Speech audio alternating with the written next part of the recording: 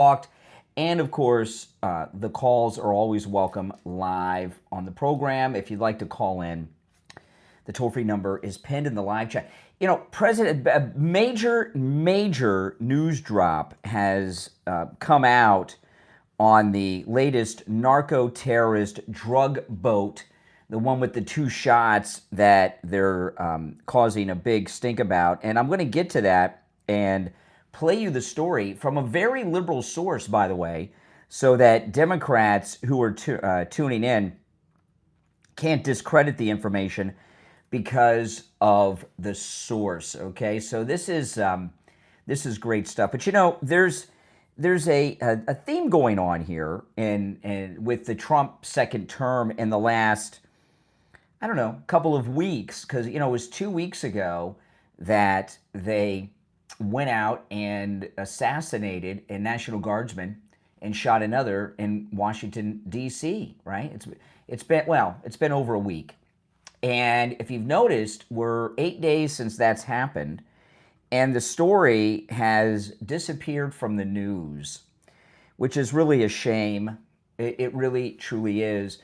And the reason it's disappeared from the news is because it doesn't fit their agenda. That shooting has so much to do with what's going on with the narco-terrorist and the war down there with Venezuela and the cartels, and, of course, what's going on in Minnesota with all this thievery that's going on with the Somalians. We're going to get into all of that. But, you know, what President Trump has said is he said enough of this, right?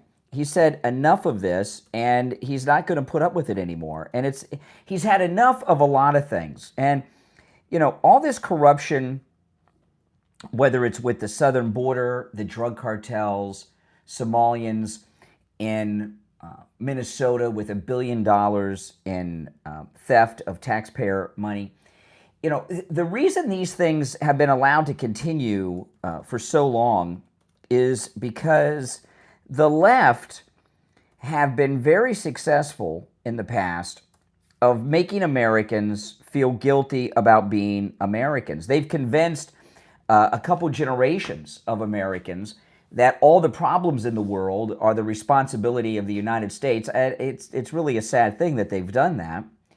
And that all of these things, whether it's the stolen money by the Somalians, the cartels, the illegals that are over here invading this country, doing all kinds of terrible things, murder, rape, all kinds of other crimes, taking American jobs, sucking off the government, that these are all debts that are owed to these groups by the American people, which is nonsense. None of that is, not only is none of that true today, none of it was ever true. The United States is the oldest democracy in the world. I don't care what Ken Burns says in his hack documentary on PBS. I can't even get through the first few minutes of part 1 of, because it's so insulting against everything American. He's now no longer Ken Burns, the documentary filmmaker, is no longer a historian. He's writing new history, right, from this liberal perspective to further left-wing agendas. He's a propagandist now. Leni Riefenstahl type documentary filmmaker now, Ken Burns. Maybe he always was. I liked some of the documentaries I saw of his in the past were pretty good, but this one is just disgusting. But what President Trump has said is enough of this.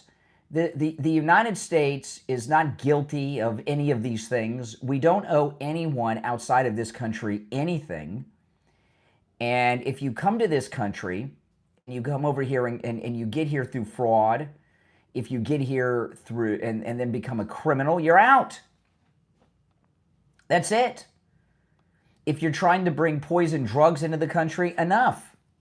You know, and another thing that they've done a lot of is, by the way, welcome those of you who are new. My name is Brian Craig. This is where MAGA comes to talk. Subscribe if you're new. And if you'd like to call in, the number is pinned in the live chat. Those of you on hold, stand by. We'll get to the calls in a bit. I've got some things I want to cover. The number is toll-free, 888-465-2631, 888-465-2631. So, you know, as an example, this cleaning up of crime in the blue cities, which is amazing, right? We have, according to the FBI director, Kash Patel, nationwide, the lowest national murder rate in decades in this country right now. That's all because of Trump cleaning up these blue cities, Memphis, D.C. They've been doing massive arrests with federal agents without National Guard in Chicago, in spite of the governor and the mayor there, and some of the other blue cities on the West Coast. And the left, one of the reasons that they don't want crime taken care of and ended in these blue cities is because a lot of it is minority crime, because these are majority minority cities. And every time, this is the liberal mindset, every time a black criminal is arrested and sent to jail, no matter how horrendous his crimes are, they think you're putting him in slavery or something, that they're like almost owed a debt by this country to be allowed to go out there and commit mayhem and crime and victimize people. It's a very bizarre thing. And people are tired of this. President Trump is tired of this. You know, Jasmine Crockett out there playing the race card. People are tired of the race card. The country is fatigued over this guilt that they throw on this country, none of which we owe any debt for or should feel guilty about, whether it's towards any minority group or the illegals. We owe no debt to them. We should have no guilt. They're the ones who should be guilty, these illegals, for doing the things that they're doing. And President Trump has said enough of this, and he stood up to it.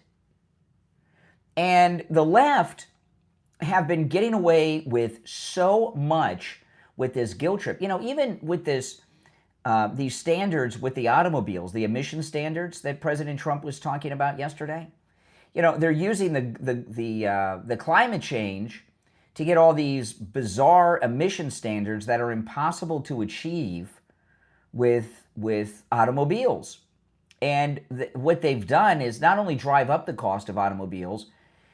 Do you know how many people are dead in this country because of these environmental standards the Democrats forced on the automakers? You know why that is? Because what they've done to meet these standards is lessen the weight of the vehicles, and they lessen the weight of the vehicles by making them out of plastic as opposed to steel. You know, the vehicles I have an old car that's a Kia Sorento. My new car, my wife and I have, is a Mini Cooper, and I also have a Vespa that I got a couple years ago. All of these cars are made with steel. You know, my Vespa, as an example, Vespas are a lot more money compared to other motor scooters. The other motor scooters are made out of plastic. The Vespa is all metal, which makes it safer and a better ride. My Mini Cooper, about 20 years ago, my wife and I had a Mini Cooper when they first had their comeback here in this country. A girl drove into me going about 75 miles an hour. I was sitting still on I-95 in a traffic jam. She hit the driver's door. The car was totaled, but I survived. The inside, the airbags deployed, but other than the airbags deploying, the car looked like when I took it off the showroom floor, because it's made with steel and has reinforced doors, and I pay more money for that. But the other cars out there, so many of the other cars, my Kia also reinforced, so many other cars are made with plastic. They're getting people killed, these liberals, but while they're virtue signaling with their climate change guilt. What the Democrats do, they do a lot of things. They divide people on all these lines and everything. You know, white against black, gay against Christian, all this stuff. You know, we go through a long list. There's endless combinations of the divisions, but they also have this guilt trip, and people are tired of it. The fatigue, there's all kinds of different things people are fatigued of. We owe no debt to African Americans for slavery in this country. 1 million Americans died in the Civil War, the war to free the slaves, and that's what that war was about. The Republican Party is the party of Lincoln that was formed as an abolitionist party to do just that, free the slaves, and the Republicans did it. 1 million Americans died in the Civil War to free the slaves. Enough. We don't owe any debt to that. That debt was paid by our ancestors. We don't owe any debt to these illegals from Latin America and the United States and North America, right? I know Mexico is part of North America, but give me a break, right? The United States and Canada are the two major North American countries. Central and South America, and I'll throw Mexico into that, even though geographically it's not correct, but they have the same land and resources that the United States and Canada have. Why are we first world and they're third world pits of hell? Well, it's like the Somalians in Minnesota. It's the culture. These are uncivilized people that come from a culture of corruption, and that's all they know. And President Trump has said enough is enough of this. Now, one of the biggest things he's doing is right now, immediately, is this literal war on drugs, taking out these drug boats. Now, there's a major update on this latest boat with the narco terrorist, where they took 2 shots and they're trying to say this is a war crime and the admiral should be prosecuted, the pilots who fired the rockets, the missiles should be prosecuted, Hague says should be prosecuted, Geneva, war crimes. Disgusting people they are. Got some new information I'm going to share with you right now from a liberal news source, Martha Raddatz at ABC News. Listen to this. This just dropped yesterday.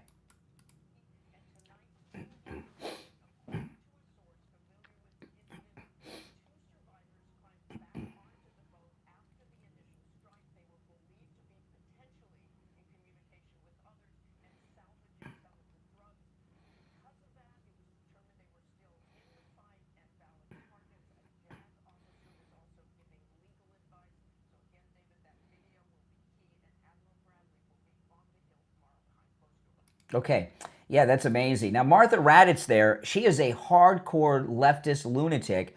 When Trump beat Hillary Clinton, she was covering it with the ABC News panel on election night. She was in tears on ABC. Remember that? And even she's saying that, exactly. They're acting like it was, Rose and Jack Dawson on a little piece of wood hanging on to life while the Titanic sunk. But actually, the first shot didn't take the boat out. They were getting the drugs back together. They were calling in reinforcements.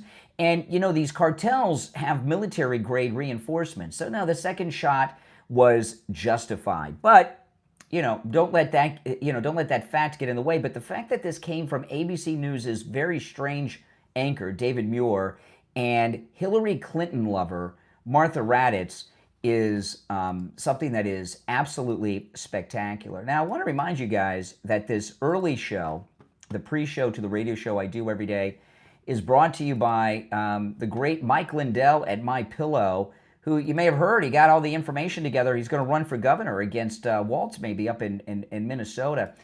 There's huge sales going on right now. Mike Lindell has been sponsoring this early show. If we have a good showing of sales this month, during the month of December, with my promo code KANE at checkout, K-A-N-E, at mypillow.com, it'll become a permanent thing, and I'll be able to continue this early show, and it'll be sponsored all year long next year in 2026 by the great Mike Lindell and MyPillow. So please go to mypillow.com, use my promo code KANE at checkout, and do your Christmas shopping. We'll be right back.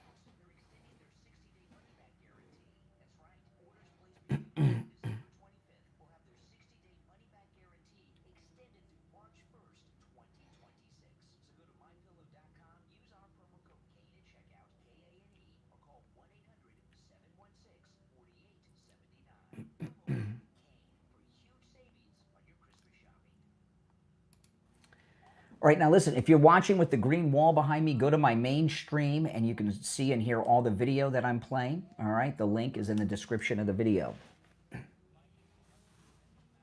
If you're on hold, stand by. If you want to call in, the number's pinned in the live chat.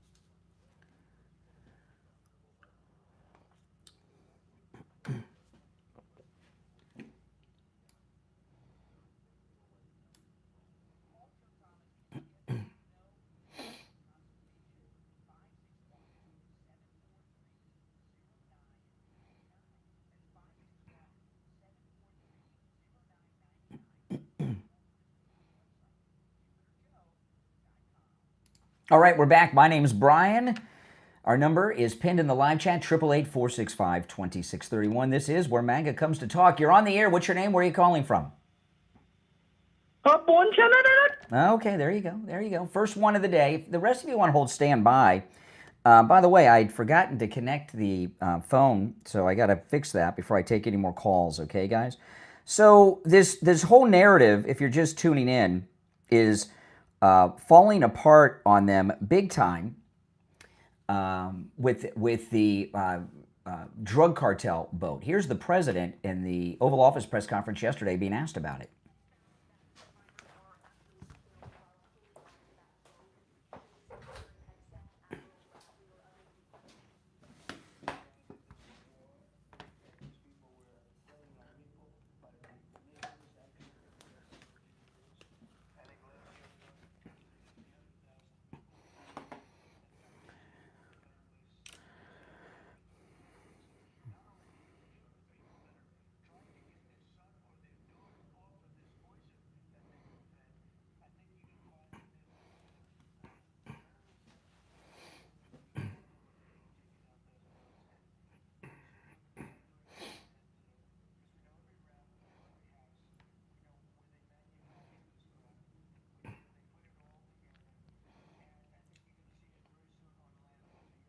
Yeah, isn't that something? We're going to see it very soon on land. So there's going to be some type of land operation against the cartels.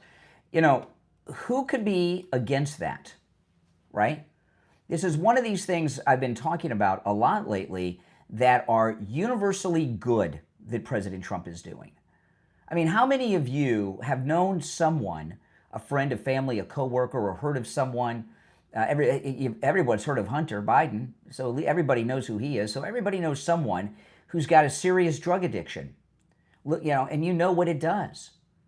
It has killed the drug cartels have killed more people, more American people, than any other enemy this country has ever had. Not only that, more Americans have been killed by the drug cartels than have been killed by all of America's enemies combined in all of our previous wars. And I'll throw in 9/11 on that, right? I mean, how many people die every year because of the drug cartels? Who would be against this? How could you be against it? And this guilt trip that they're trying to run. Oh, these poor Somalians. You know, President Trump said yesterday, he said Somalia, he said it's not even a country, he said it's not even a nation. It's just a bunch of people walking around killing one another. That's absolutely right. You know, there's always been restrictions and limits on immigration since there's been immigration to this country, right? You had to go through Ellis Island, and they had all kinds of standards and quotas. Different than now, but quotas indeed and such. So restricting immigration into the country is not new. It's the way it's always been, right? Even during colonial periods, you just couldn't come over here. You had to get permission from the government of the European country that was doing the settlement, right? There's all kinds of things that went on. So there's never been what you would call truly free and open immigration. And the reason that is because you don't want to be overwhelmed by undesirables, right? You know, we all know the stories of Australia being founded as a penal colony. They got their criminals away. Well, that's what they've been turning the United States into, a penal colony, right? All the criminals from all over the world. And what's going on in Somalia, Minnesota, with the Somalians, might as well call it Somalia. What's going on in Minnesota with the corruption with the Somalians, they don't even understand that what they're doing is criminal or corrupt because the place they come from, the country they come from, that's just how you make a living, right? And throwing out the race card or xenophobe, you know, racist, whatever they throw, people are tired of that because we know it is not true, you know, and they like to quote, oh, give us your tired, give us your poor. Well, you know, that may be on the Statue of Liberty, but first of all, the Statue of Liberty, which was a gift from another country, France, is not the Constitution of the United States. We don't go around on statues and look at what was etched on them, and that's policy.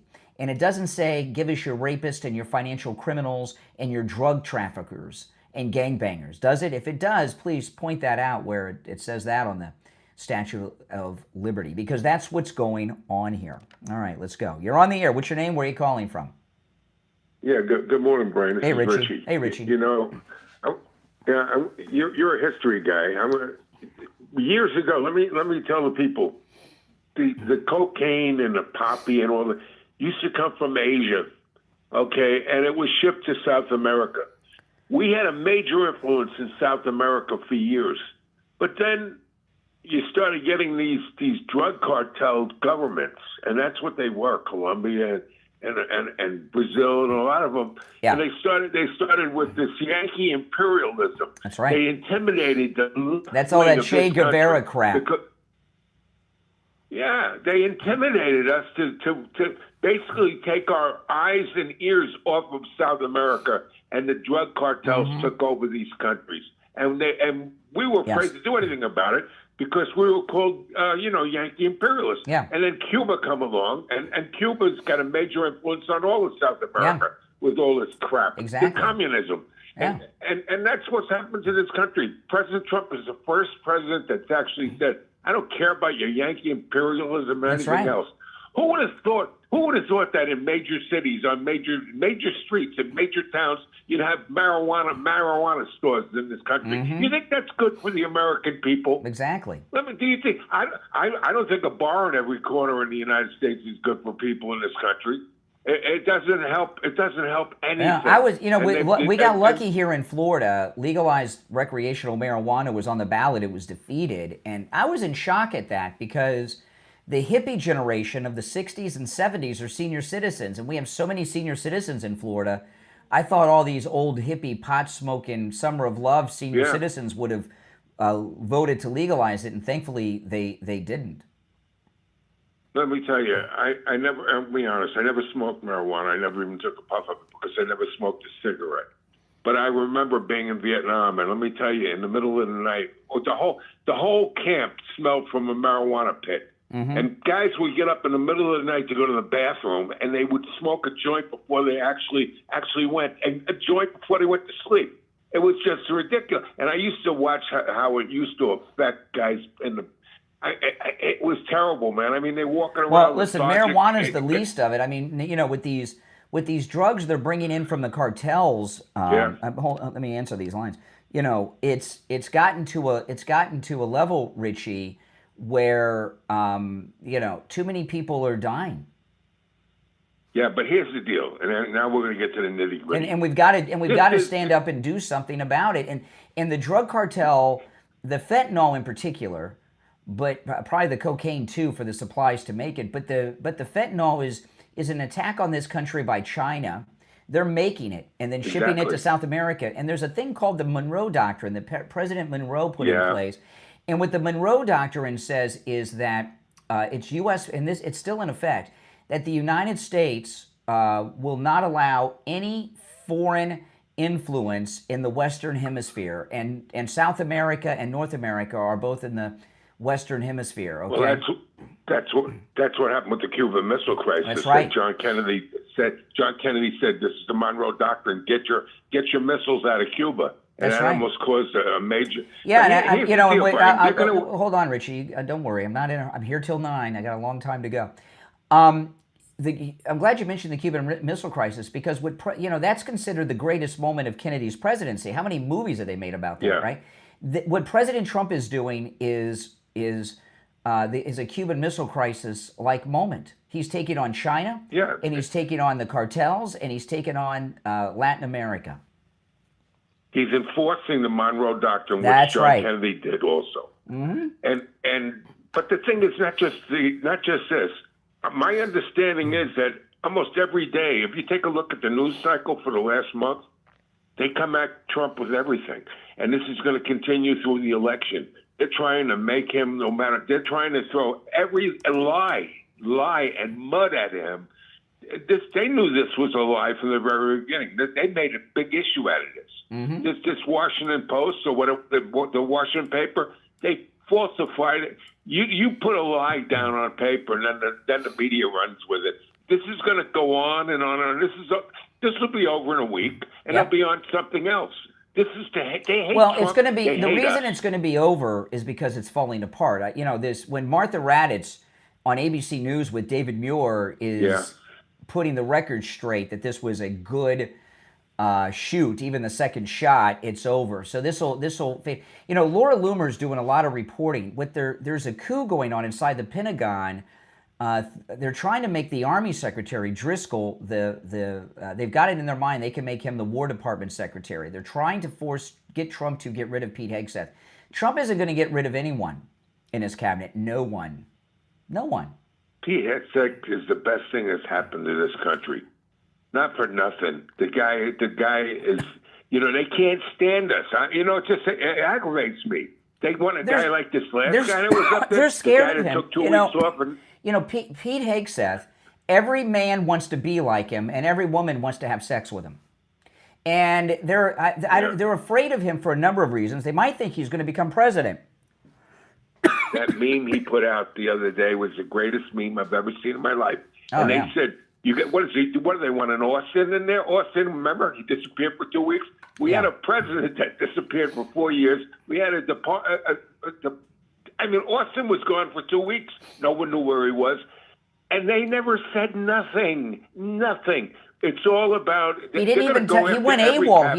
He didn't even tell the president or the White House. And he was gone for... And by the way, gone for 2 weeks and no one noticed. Right? The Secretary of Defense. That was crazy. Lloyd Austin. Look that up if you don't believe us. Look it up. Where's the press? Exactly. The press only is negative against the Republican Party. I watch it every Sunday on these shows. I mean, Martha Raddatz is, like you said, it's all the same thing. Jonathan Karl, Stephanopoulos, they're all, no matter what you do, and not for nothing, this Connecticut, the what do you call it, Admiral today is coming in front of, behind closed doors. Yeah. The Connecticut senator said a bunch of lies yesterday. I'm listening. They don't believe Trump. They don't believe anything. They think that the military hates Trump. They make up what they want to make up. This what I was talking about, I don't know if you heard me talking about this yesterday, Richie. The senator you're talking, I played that on the air yesterday. He was citing on CNN the crimes that the admiral committed. What the media are doing and what the Democrats are doing is sedition. Tokyo Rose, and at the end of the second, she was an American citizen, and she was doing the same thing MSNBC, CNN, and the Democrats are doing. She was speaking directly with the military, trying to undermine the chain of command, tell them lies, discourage them. She went to federal prison for 10 years after the war, and these Democrats and Rachel Maddow and Kristen Collins, all these, they're all doing what Tokyo Rose was doing. Same thing. This senator basically said, I hope the military saves America. Yeah. In other words, to go against the government. They want a coup. They're calling for a military coup is what they're doing. I never seen anything quite like this in my life. I'm honest to God. I mean, Brian, it's a daily thing. Yeah. I don't know. You can't keep up with it anymore. It's great for talk radio because every day you got something else to talk about. But I got to tell you, this country has never been, and they blame Trump for the chaos. They create the chaos. That's right. This is purposely done. They don't. If they went along with President Trump, think about how great this country would be. Mm-hmm. If everyone was all in one ballpark, they're openly calling for a military coup of the United States government. Yeah, I forgot the senator's name. The guy from Connecticut. I'll pull it up. I played it yesterday. The old guy. Isn't he an independent? Is he the one that's an independent, but he caucuses with the Democrats? No. I don't think so. He's thinking of different guys. Warner. Oh, Warner. Yes, Warner. Yes. Warner. It came to my head. Yeah. Warner. Actually, Brian, how can you say, I hope the military saves us against Trump? It's crazy. I mean, what kind of talk is they want to have? They want to have a military uprising and military tribunals. And another thing, I'm going to bring this up too with the Somalia crap. this governor has got the dirtiest hands in the world. You can't tell me he didn't know everything was going on and he didn't get kicked back either. Please. I am telling you, they gotta strip this guy right off. He should be in front. He should be in jail. Well, today. Mike Lindell of MyPillow went and got the paperwork to file to run against him for governor. And Mike Lindell will be all over television and on every show like this, going through the crimes up there in Minnesota. The spotlight's going to be on that all year. But the Somalis will vote for him because that's what he's got. He's got a bunch of... We'll see about that. There's some major deportation issues going on. All right, Richie, I got to run. Let's see here. All right, you're on the air. What's your name? Where are you calling from? This is Mike from Louisiana. Oh, hey, Mike. You know, you go back and you watch that video of Martha Raddatz and you look at her body language. She did not want to report the story the way she reported it. Because basically the story has been 100% confirmed, and especially the fact that these guys tried to get back on the drug boat to save the drugs. Yep. Right? That's right. So, and she did, the way this thing got confirmed, it's like, okay, she's not able to finesse it or rephrase it in a way that would hurt Trump. It's been 100% confirmed. So look at her, go back and look at the body language, and it's like she was defeated, you know? No doubt about it. All right, Mike, I appreciate the call. Right on the money. Now, if you missed it, I'll play it again. I'm going to play this a lot today. I got a lot to cover, but this is huge. Martha Raddatz of ABC News, she was on with David Muir last night, their bizarro anchor. And remember, Martha Raddatz is not only a hardcore Democrat, she's a hardcore Hillary Clinton Democrat. And when President Trump defeated Hillary Clinton, Martha Raddatz was on ABC News live crying. Remember that? She was crying. And she's reporting the truth about the drug boat. Listen to this.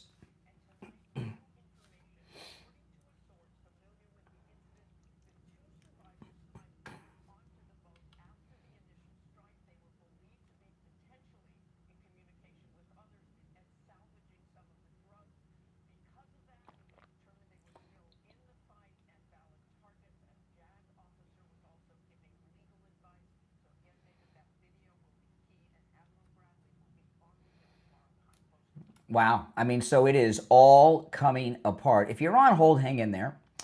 If you'd like to call in, the toll-free number is pinned in the live chat. It's toll-free no matter where you are listening. It's 888-465-2631. 888-465-2631. We'll be right back.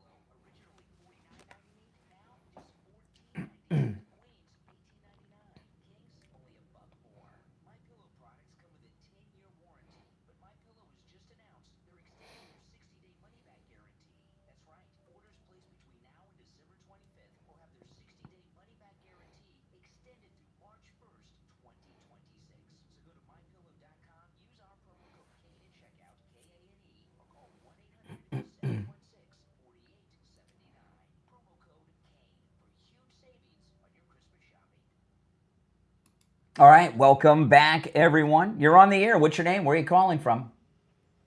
My name is Scott. I'm calling from Kansas City, Missouri. Hey, Scott, what's on your mind? Well, I just wanted to give you some information and let me know if you actually heard of this. The topic of the Somali immigrants, refugees, has come up a lot. And one thing that people have to know about Somalia people here in this country is most of them are economic opportunists. They've actually come here not from Somalia as refugees. They've come here from Kenya. They were maybe refugees in Kenya, and Kenya is full of Somali refugees, many of them. Yeah. But somebody said Obama brought a lot of them in here to this country. Sure he did, yeah. But yeah, the idea that they're like the Jews who were trying to get out of Europe before the Second World War, that's not what's going on. I worked with Somalian men. I never really met their women. That's a cultural thing I'm not supposed to do. Well, I'll tell you, but here's the thing. Here's the thing about, you're right about Obama. Obama, if you look back at Obama's 8 years, it doesn't seem that eventful, but he was doing a lot of things behind the scenes. And one of them is he flooded the United States with Muslims from all over the world, placing them in places that they've since taken over. And he did it without us even realizing it. That's why when Trump was running the first time, the Muslim ban was a big deal at the beginning of his first term, because it had been uncovered what Obama was doing. This is all Obama's doing. Yeah, and I've heard that from many others, and I just wondered what really is his intention with that? To turn the country less white, to turn the country into a minority country. And to do that, that gives you I can't think of the name. It's when there's a certain elite that run everything, and everybody else is worker bees, is not a middle class. Yeah. And I can't think of the name of that. Well, when the Obama mindset, there was Dinesh D'Souza, who Obama sent to prison because he was exposing him, right? Obama and his people around him, they had this idea that the world would be better without America. That all the problems in the world are America's problems because we're the rich country. We're the richest country in the world, and we have the largest economy and all this stuff. Our poor are rich compared to the standards of so much of the world. So, they were trying to take us down a peg because it was, we owe this debt to the, Obama has a foreign mindset, not an American mindset. Yeah, well, we hear about other countries' wonderful healthcare systems. They can afford those because they have the United States military protecting their countries. Plus, yeah, exactly. Europe has very small militaries, and they have very small militaries, basically no navies, and they've been ripping us off like Canada with the trade deals. So we have been covering the biggest expense in the modern world for first world countries as military, and we've been covering the bill for all their militaries and paying for their universal health care. That's why their system seems to work, because they're welfare states off of the United States. Yeah, and when there's trouble, America 911. Yeah. The damage that Obama has done to this country is everything that Trump is cleaning up. It really is. I mean, the damage that Obama has done is almost beyond repair. Yeah, and I don't remember what the event was, but when Obama turned loose on Trump and made fun of him, this is kind of a war between the two of them. Oh yeah, I'll show you. And did you see that video of Michelle this week when she was had the glam squad trying to make her look pretty for a photo shoot, the Annie Leibovitz photo shoot? I saw a glimpse of that, and I just didn't want to. I didn't want to look. It was pretty scary. I know what you're talking about. It was pretty What do you scary. have to say about it? It was very scary to watch. It was. I well, mean, she. yeah, First off, she's on. First off, she's on Ozempic, and she. You know, people that are on Ozempic, their faces look like a skull with just some skin attached to it. I mean, there's nothing. That's sad. She doesn't look good on any time, but now she looks really and it shows how in love she is with herself. She wants to be like a Kardashian, where she just goes around and people worship her for being her, and she has this glam squad trying to make her look pretty and all this stuff. You know, it's a very bizarre thing. They're split up. They're no longer together. The Obamas, they've totally split. It's obvious. They're leading separate lives totally. What, they're different ends of that big mansion or whatever it is, or what? I don't know if they're there at the same time very often. Oh, okay, yeah. Well, I'll leave you with this. I saw a picture of Barack and Michelle on stage. Barack was wearing a tuxedo. She was dressed in a gown. And I've seen this picture before. It reminded me of a gay MC and a drag queen at a drag queen contest. Yeah, well, you better watch out. Remember, Joan Rivers made a comment like that, and then she turned up dead. Yeah, I heard that story. It's true. Okay, well, you take care. Coincidence, maybe. Thank you for the call. Yeah, if you're on hold, hang in there. We'll be switching over to the radio soon. If you're new, welcome. Make sure you subscribe. We've got less than a minute until we start. So which one am I going to start with? I'm going to start with that. And then that one.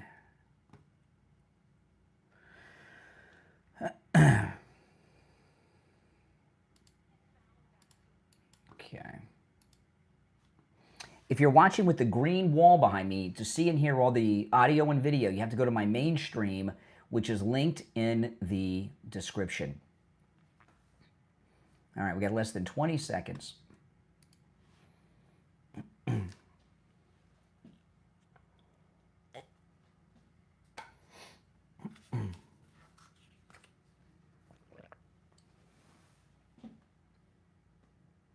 Welcome, everyone. My name is Brian Craig. You are listening to Florida's longest-running radio show, The Steve Kane Show, on the radio since 1977, celebrating 49 years on the radio. It is Thursday, December 4th already. Can you believe it? So much to talk about, so much to cover. We got some really major breaking news this morning that I hope becomes the focus of the mainstream media, and it involves the narco-terrorist boats and that latest military strike that they're trying to start a military coup with, which I'm going to share that audio with you in just a few moments. If you'd like to call in, you're welcome to do so. The number is toll-free 1-888-465-2631, 888-465-2631. I want to mention something, though. Elon Musk had a very big private meeting a couple days ago. Did you guys hear about this? And it was very interesting. It was with the Doge people and others, but it was a private meeting, and it's being reported in multiple sources what he talked about.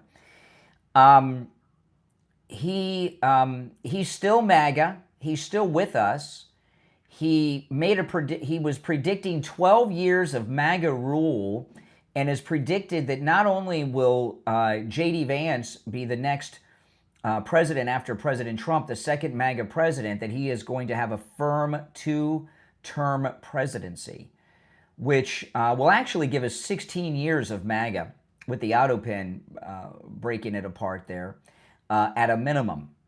And, I had a call a couple weeks ago, and he made some good points that maybe Elon never left Trump, but because, he said in this meeting, Elon Musk, that his life is in danger, that it's Putin, Trump, and him are the three biggest targets in the world, and they were firebombing his dealerships, and people were getting hurt, and it was escalating. And it looks to me as if Elon Musk stepped aside for his safety, his family's safety, and the safety of those who work for him at the Tesla dealerships and elsewhere, and that he's always been with us. And I thought that was a great thing. He's the richest man in the world, the wealthiest African-American, Elon Musk.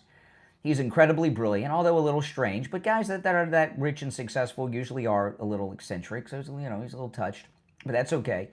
But I do like that he was predicting 2 terms of J.D. Vance, who's doing a wonderful job. All right, now I want to get into this major update. The Democrats, I was talking on yesterday's show, they're in this seditious six, it's spread. The entire left-wing mainstream media are now a part of this coup business that's going on, okay? They're trying to cause a military uprising. They're working very hard to try to get an officer to disobey an order, whether it's the admiral down there off Venezuela or the fighter pilot launching the rockets at the narco-terrorist drug boats. They're working very hard to do this. And in their mind, they think it's possible.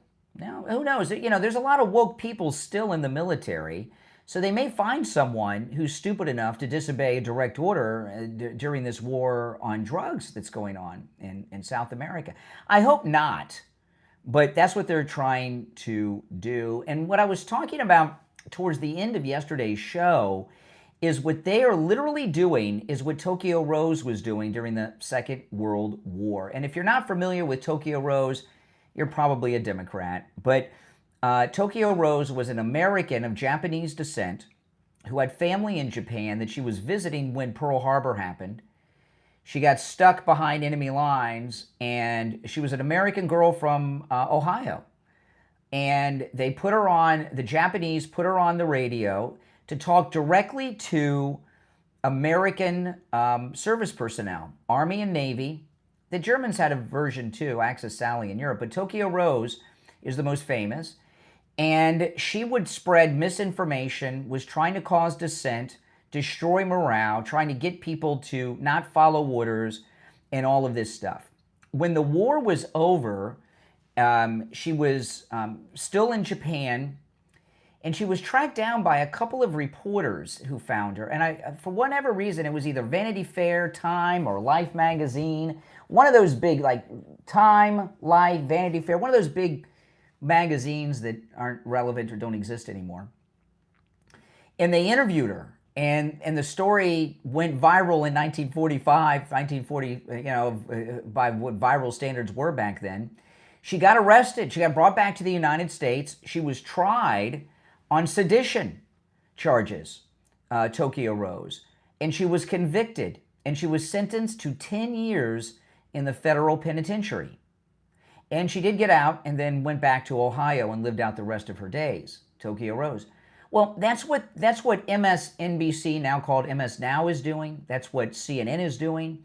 It's what all the Democrats are doing. They are doing today with the current, they're focusing on the guardsmen that are being sent in the blue cities, the National Guardsmen, and our naval and marine personnel off the coast of Venezuela that are involved in this ongoing combat operation. They are doing the same thing that Tokyo Rose went to prison for 10 years for doing. No exaggerations. It's just the way it is. And they need to be called out. This is all sedition. It is criminal. Hardcore criminal. It's also disgusting that this is happening in the United States. It really is, isn't it? It's sad. I mean, this is their whole new avenue to go after Trump on. And I'm telling you, the media still has a lot of very woke people in it, especially the officers. Remember when, a few weeks back when Pete Hegseth recalled all of the generals and admirals worldwide and dressed them down, and he was talking about how out of shape they were, fat they were, and all this stuff, and they were pissed. So there's a lot of generals and admirals in all the military branches that hate Trump and Pete Hegseth like the plague. And during the lower ranks, enlisted and officers, and the lower ranks, there's a lot of woke people in there, right? Those drag queens are still there. They're just not in drag anymore. Remember the tailhook scandal? Bunch of fighter pilots hooking up, getting drunk at a party. They made the biggest deal out of tailhook. Look what they're doing here. They're trying to cause a military uprising, a military coup.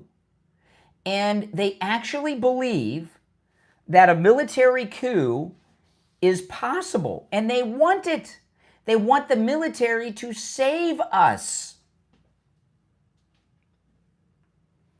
And it's very important to call them out on it. So they zeroed in on this drug boat. You know, the whole video of this narco-terrorist drug boat has not even been seen by them. And they're still describing that the boat was taken out and the guys on board were holding on for dear life, and they took out these guys who were just trying to stay afloat and not drown, which is a war crime. And that is, even in the Second World War, if a fighter pilot shot down a Japanese Zero and the pilot parachuted out, you couldn't fire at the pilot who was falling with his parachute or fly through the parachute ropes.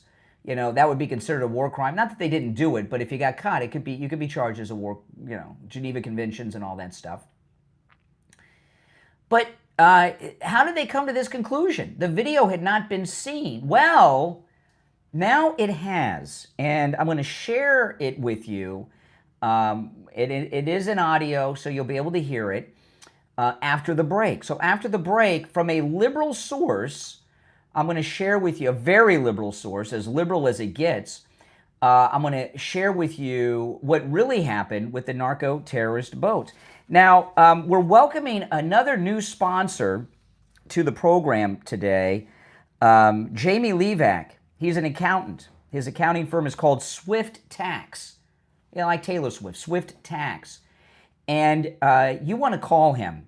You want to call him before the year is out. You want to call today. And I'm going to give you Jamie LeeZep, our accountant's number. He's just joining us today for the first time as a sponsor of the program. The entire tax code has changed with the big, beautiful bill for everyone. And you don't want to wait till after the first of the year. You want to call Jamie LeeZep. You want to call him today and tell him your situation so you can have all of what you have to have in order. And those of you that are seniors that are receiving Social Security, there are huge tax changes for senior citizens receiving Social Security.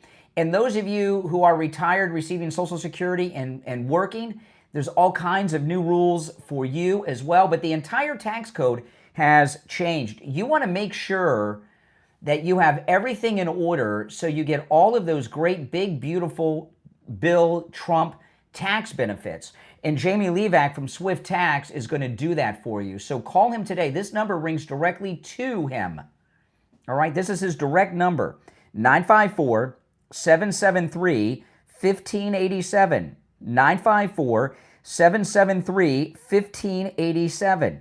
And not only has the entire tax code changed, there are so many tax savings that we've never had before for everybody in every income bracket. He can help you, by the way, no matter where you are in the United States. He's based here in Florida, in Broward County, but no matter where you are in the United States, Jamie LeeZep can do your taxes, help you with your taxes. So give him a call and talk to him. And he'll make sure that you get everything you need in order before the year is out so you can take advantage of all these incredible tax benefits. Again, it's Jamie LeeZep from Swift Tax. His number, 954-773-1587. 954-773-1587. This is what we voted for. Take advantage of it. 954-773-1587. We'll be right back.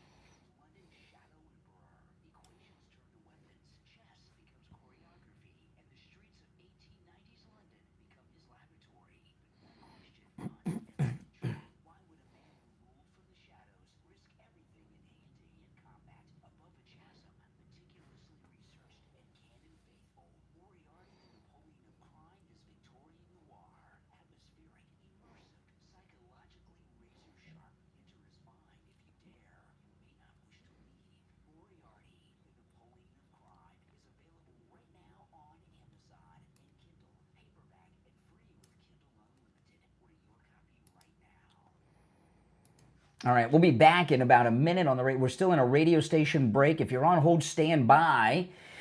If you'd like to call in, the number is toll-free. It is pinned in the live chat, 888-465-2631, 888-465-2631. Mm-hmm.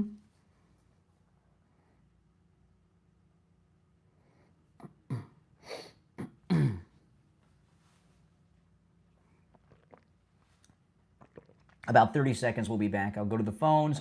I'll share this video. But things are happening, and they're all good.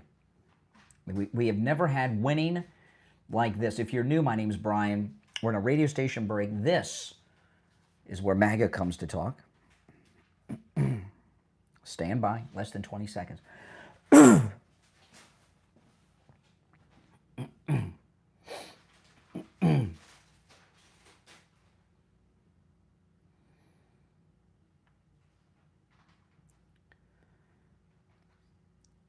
Welcome back, everyone. I'm Brian Craig. You're listening to Florida's longest running radio show, The Steve Kane Show. You're on the air. What's your name? Where are you calling from? Good morning, Brian. Doc from Texas. Hey, what's up, Texas? What's on your mind? Hey, good morning, brother. How are you? I'm doing very, very well. Thank you for asking. Same thing here, man. Mm-hmm. How's your wife? My wife is doing well, too. That's good. That's good. And your daughter, too? Everyone's fine. They're good. Okay, here's my question. Here we go. That's the setup. think, okay.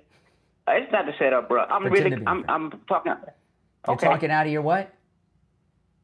I'm just saying. I'm just asking how your family doing, like a human being would ask how. Sir, you must be very excited. President Trump is ridding the inner city of crime and drugs. As a black man in America, that must excite you.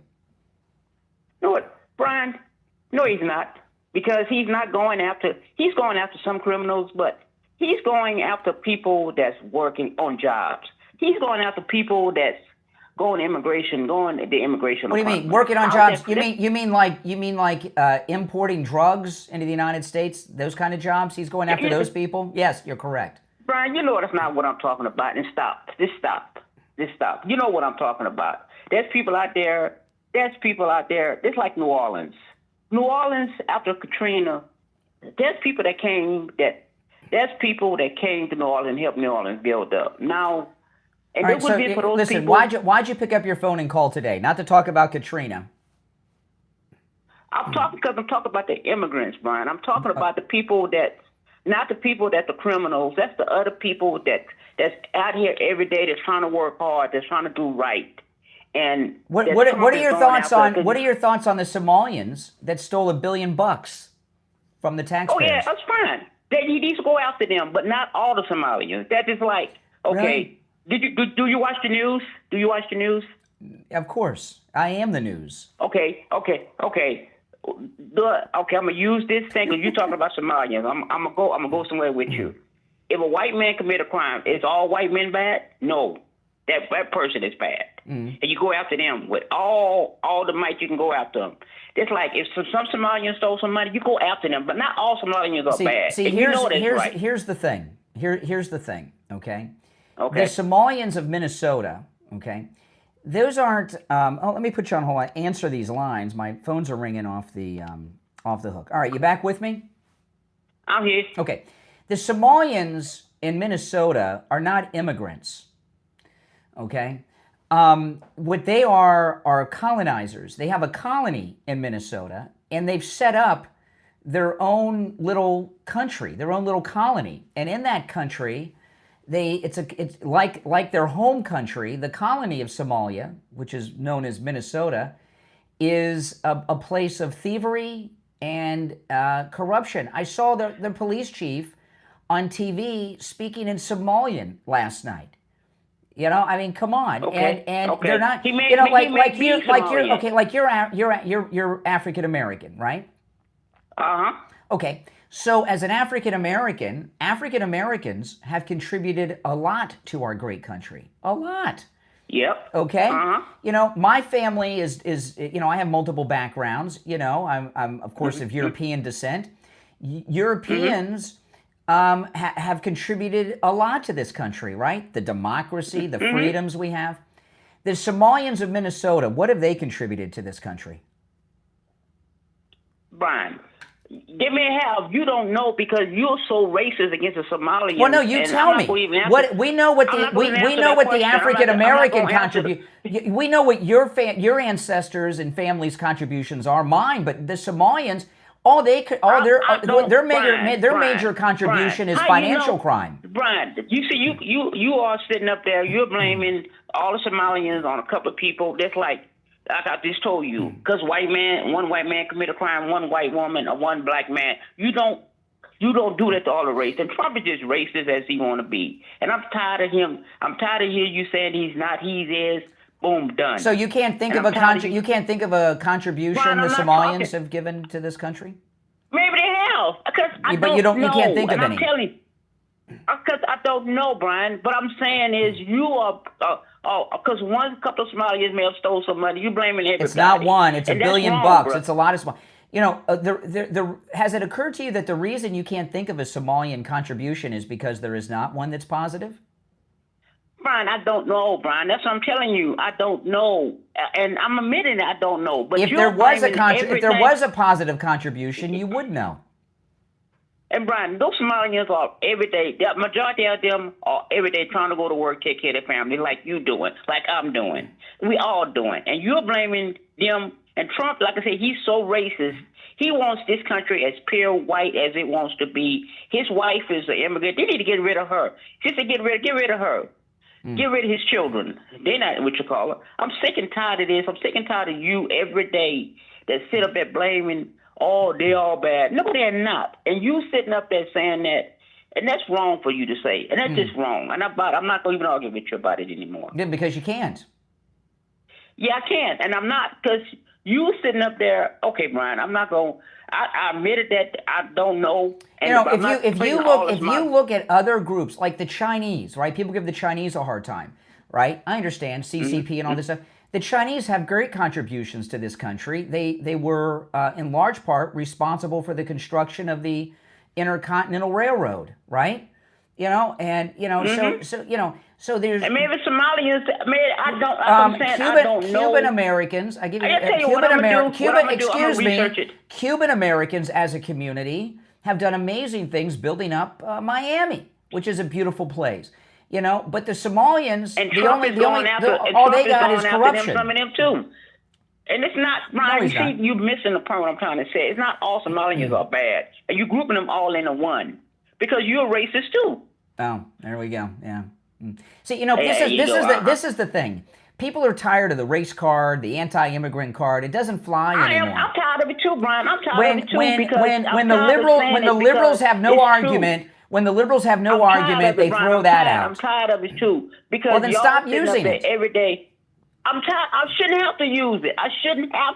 It because it's true, and you know it is true. I shouldn't have to use it. Because I believe in this. Let me finish. No, you called me a racist. You asked how my daughter was. My daughter was visiting yesterday because it was my wife and I's 29th wedding anniversary. Happy anniversary. Happy anniversary. My daughter's black. What kind of racist would have a black child? I've seen your daughter. Uh-huh. Your daughter, I've seen your daughter. Uh-huh. Your daughter, okay, you're at that time you may have not been racist, but now you are. You may not be fully grown. You are what I call undercover racist. You may not be full racist, but you So why would someone who's a racist have only one child and that child be black? Can you explain that? Because again, what I'm telling you, you may not be, because I think, what I really think about you? You are racist because Trump is racist, and you believe everything Trump says. If Trump come out there and say, get rid of your daughter, you'll do it today. Because that's how you believe. What an idiot thing to say. Are you in pain? Oh, man. Go see Dr. Appleton, guys. I've been telling you about Dr. There's no need to be in pain. My life has changed in ways I can't even explain to you. When you're living with pain, you're not that active. You can't be because you just want to go to sleep. You just want to go to sleep. You really do. You know, how many people out there are taking drugs, pain medications? You know, pain medications, they don't do anything but mask the symptoms of the pain. In fact, you could be doing a lot of damage to yourself on top of becoming a junkie. But the pain is telling you something's wrong in your body, and you need to stop doing what you're doing with that part of your body. And when you take pain medication, you mask the pain, you're doing things, you're making the damage worse. Dr. Appleton's robotic laser wave pain treatment works. It hasn't only worked on me 7 times, I've met so many listeners who've gotten their lives back. Works on every type of pain I've ever heard of. The consultation is free, so take advantage of that no-charge consultation. Go see Dr. Appleton and say bye-bye to your pain. The number is 954-973-0710. 954-973-0710. That's 954-973-0710. And online, AppletonChiro.com. We'll be right back. You know, that last caller, guys, what an idiot. What an idiot thing to say. You know, people are fatigued of all of these things, all these liberal accusations, right? You're a racist, you hate immigrants, you're this, you're that. People are tired of it, and it's not working anymore. We'll be right back.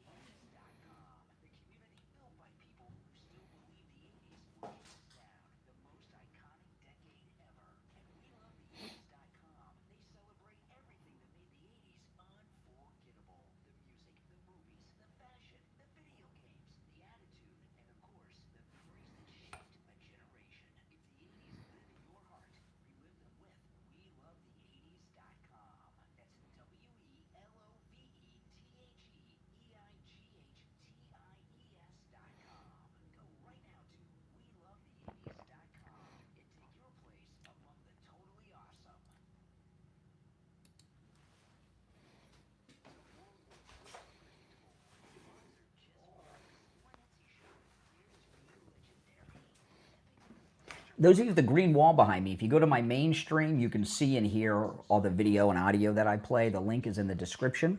If you're on hold, stand by.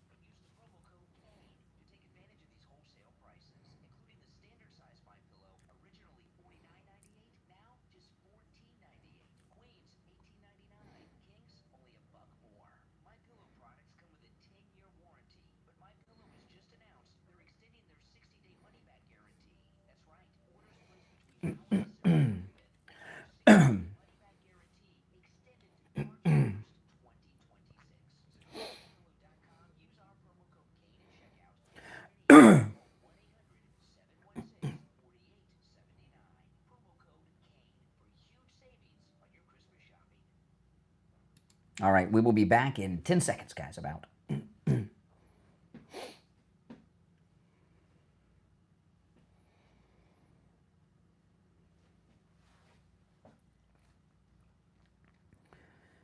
Welcome back, everyone. I'm Brian Craig. It's the Steve Kane Show. You're on the air. What's your name? Where are you calling from?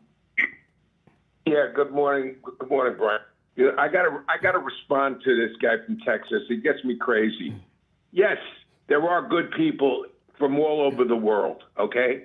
But like Harvard, the college, Harvard, the most expensive college with brilliance, supposedly, if there were 5,000 students and you took 1,000 Somalians all at one time with no education, illiterate, and put them into Harvard, would Harvard standards drop?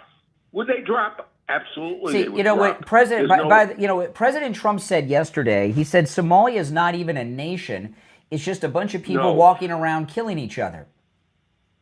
Yeah, I'm going to bring something else up too. The oldest country in our hemisphere. Most people don't know. I know you know. It's Haiti. Yes. And Haiti is just like Somalia. And you listen. They're decent Haitians. They're good people. But the country. I used to get this lady that was very educated. She was high sophisticated Haitian woman whose family, her father was a doctor. She came to the United States. She was very educated. She was a professional woman. She said the Haitians that are on the island are illiterate. They're not. There's no school system. There's no government. People don't realize this. We cannot take people that are uneducated. People, no matter how good they are, and Richie, it's not. Listen. It's not just that they're. It's not that they're uneducated. Somalia is It's not a civilized country. It's prehistoric in nature. It's still very tribal. All right, Richie, I got some things I want to get to, but we'll get back to Somalia in just a bit. If you're on hold, hang in there. Okay, so I want to play this major update on the narco-terrorist boat where they took the 2 shots.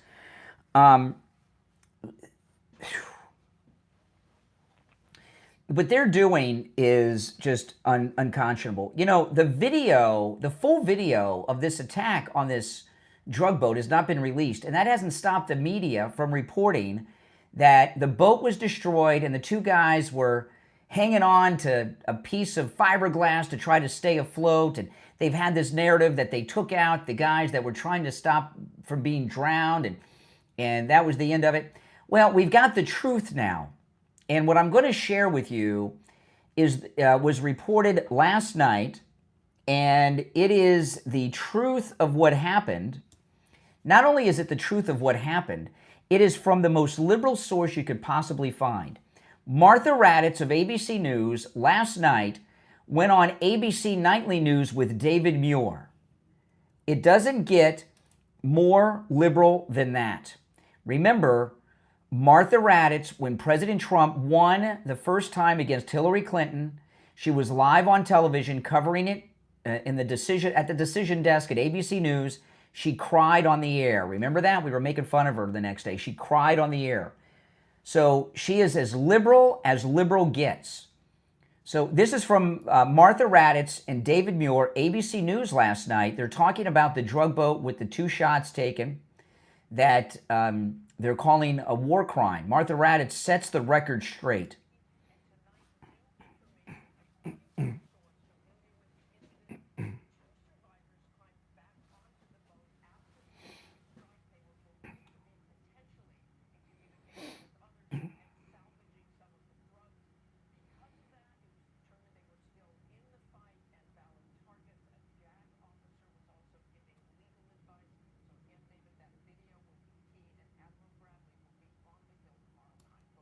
Oh, wow. So it is falling apart for them. It is not only is it falling apart, it's falling apart fast and hard. It really, truly is. And yeah, I know. It's amazing. They weren't even holding on to a barrel of fentanyl. They were back in the boat calling for backup on the radio. They were calling for backup. And you know, these cartels have access to military grade. So we've got Martha Raddatz, and then yesterday, President Trump had his big announcement on with the emissions, and it turned into, as always, a press conference. And he was asked about this. Listen.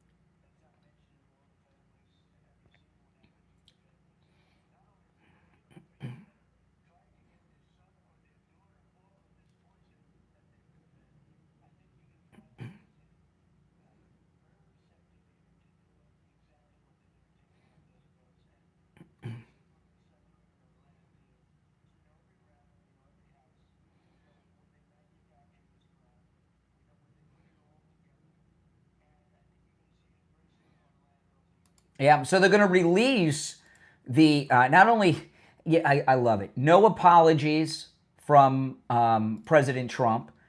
Not only is there no apology, he's quadrupling down on what he's going to do, right? He's doubling down on it. He said, we're going to go by land because we know where everything is. So no apologies, going to go after them on land.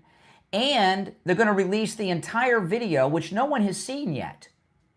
So, how did they come to this conclusion to report that they were just out there trying to stop from drowning, the boat had been destroyed and all this stuff, and nobody had seen it? They just made it up. They just made the entire thing up. And it's all falling apart for them, like everything else. Hey, listen, let them, bring it on. Bring it on. Keep with their fake news, their lies, their slanders, their sedition. Every time they do this, it just makes it easier for us to win the midterm elections.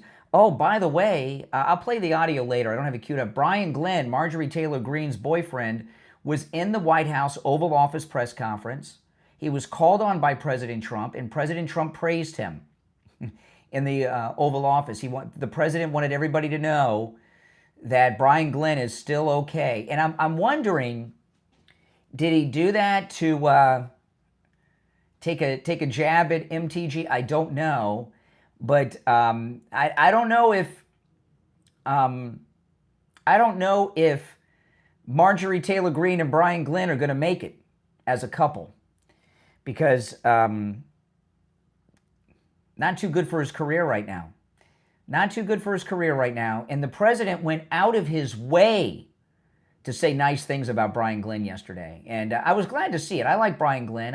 I was a big fan of his on Right Side Broadcasting. I wish he could have stayed there.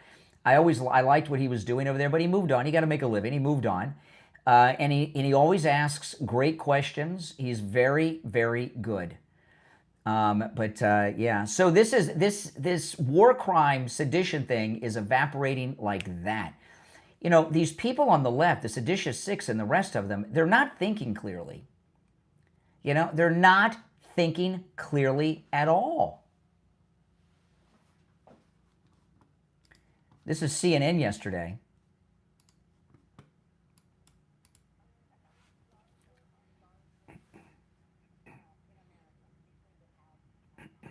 Don't you love Ana Navarro? She's rich, right? She's on The View. She's on CNN. She's talking about that. She's representing the have-nots.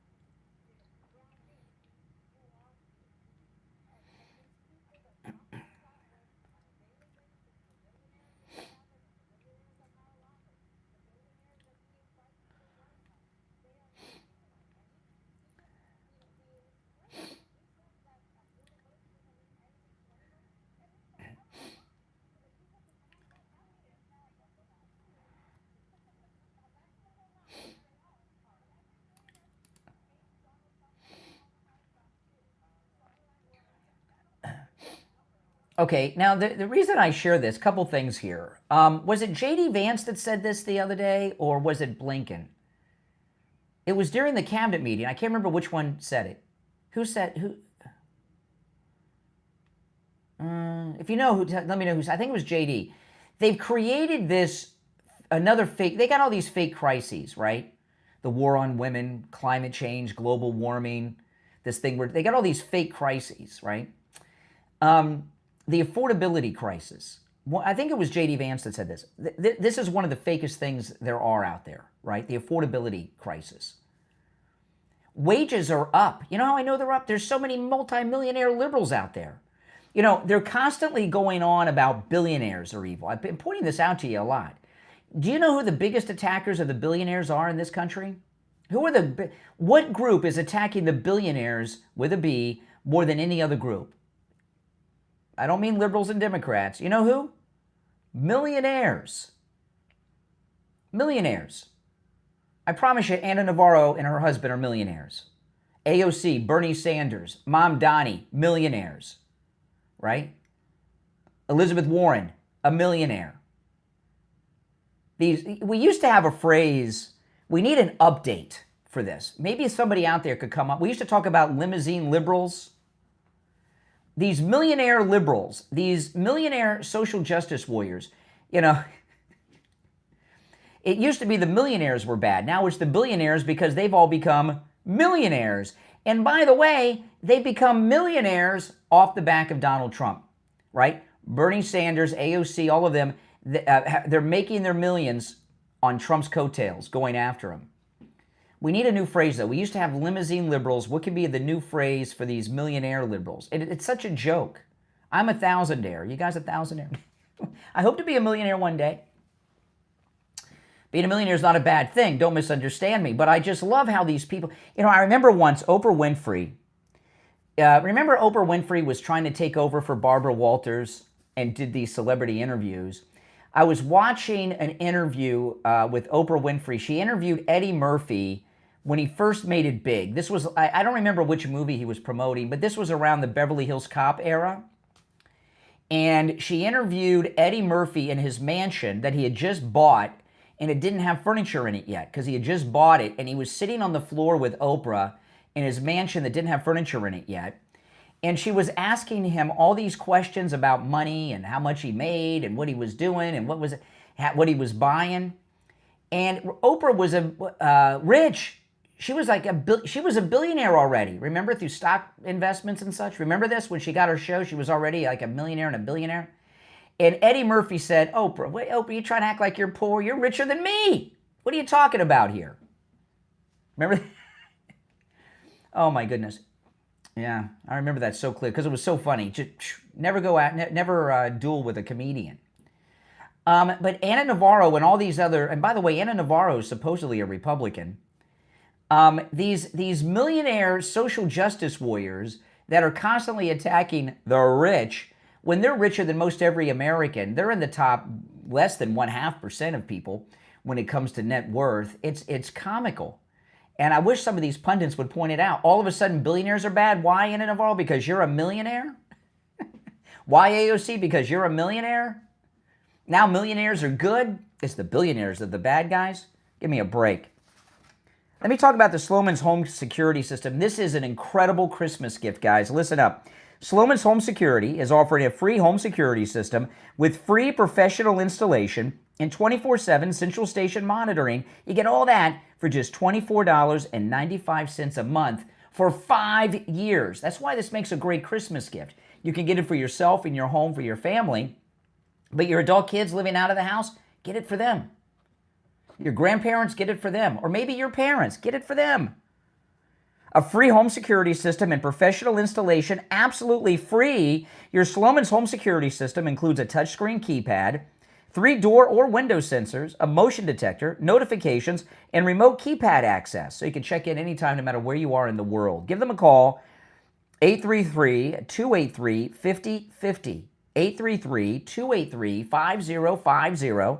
That's 833-283-5050. We'll be right back.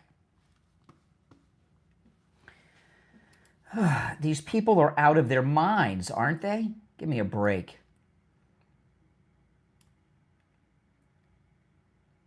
We'll be right back.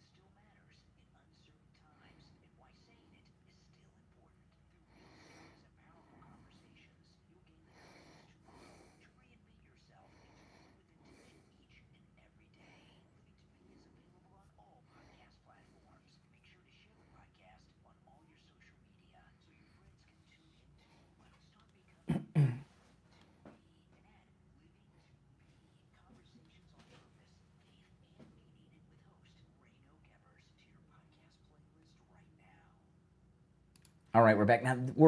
We got another minute till we're back. I got to play this, make sure it's radio safe. She swore in one clip I have. I don't know which one. I forgot.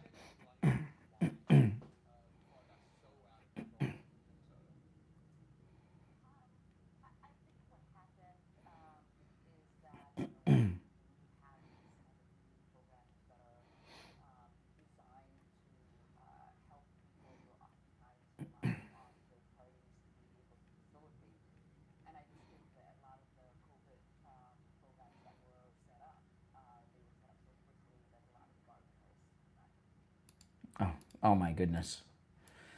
That didn't sound like a good answer. There's one where she uses the S word. I can't play that one on the radio. All right, we got about 15 seconds. If you're on hold, stand by.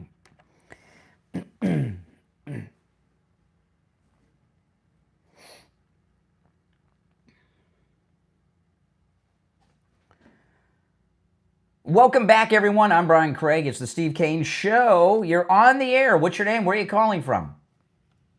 How you doing, Brian? Good morning. This is Jose from the Bronx. Hey, what's up? Yeah, just a couple of notes. Like in 2000, there was a good movie with Samuel L. Jackson and Tommy Lee Jones, The Rules of Engagement. So, I think people forget about that, the left. Right now, there's a concerted effort by the deep state to get Pete Hegseth out, Don Bongino, Cash Patel out. So, we've seen this movie before. Yeah. The good thing is that Trump is not going to get rid of them because they're very loyal to him. That's the way he picked them. That's why he picked them. But yeah, the deep state, they're going all out. There's a big story out of it. You're calling. They sure are. You're calling from New York. There's a big story. This guy, the homeless guy that attacked the girl walking down the street. Have you seen the video? Yep. This is, Mamdani's not even in office yet. And this woman, she was attacked in the middle of the day, broad daylight. I mean, what's the word on the street in New York about Mamdani coming in? I mean, right now, I'm scared. Hopefully, with the meeting with Trump, is going to line things up. And because he depends on federal funds, yep, I think they're going to tame him. And I think, hopefully Stefanik wins the governorship, so they're going to be able to sort of reel him in. Yeah. So hopefully that happens. Yeah, let's hope. Let's hope. All right, take care. Appreciate the call. Yeah, that girl that was attacked. By the way, the homeless guy was white. For those who think that we're against, only minorities who commit crime, no, white people. We don't like white people committing crimes either. That's really scary, especially during the day. The guy, of course, with their no bail and everything, been arrested a whole bunch of times over the years and is walking free to assault young women walking down the street. So the Somalian corruption in Minnesota is the topic, even on CNN. Ilhan Omar was on with Jake Tapper yesterday, and he asked her about it. Listen.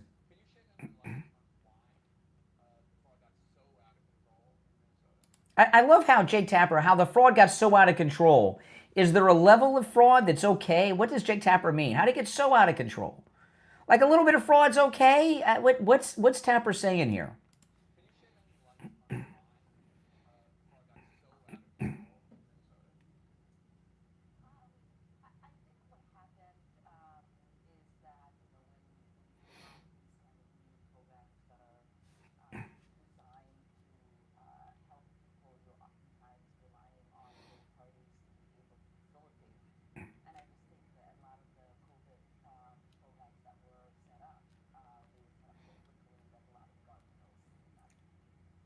whatever that means, whatever the guardrails didn't get created or whatever. I mean, so they didn't. So she's saying that they did what they did, right? It's just that it's the government's fault that they didn't catch these corrupt Somalians when they were committing fraud. So she's blaming the government. And by the way, at that time, a lot of that, it was in Trump's first term when a lot of that happened. So she's blaming the federal government for her criminal countrymen. Well, the president was asked about Ilhan Omar in the Oval Office press conference yesterday. This is the one on the car standards. And what he said, I mean, this is some truthful talking yesterday from the president.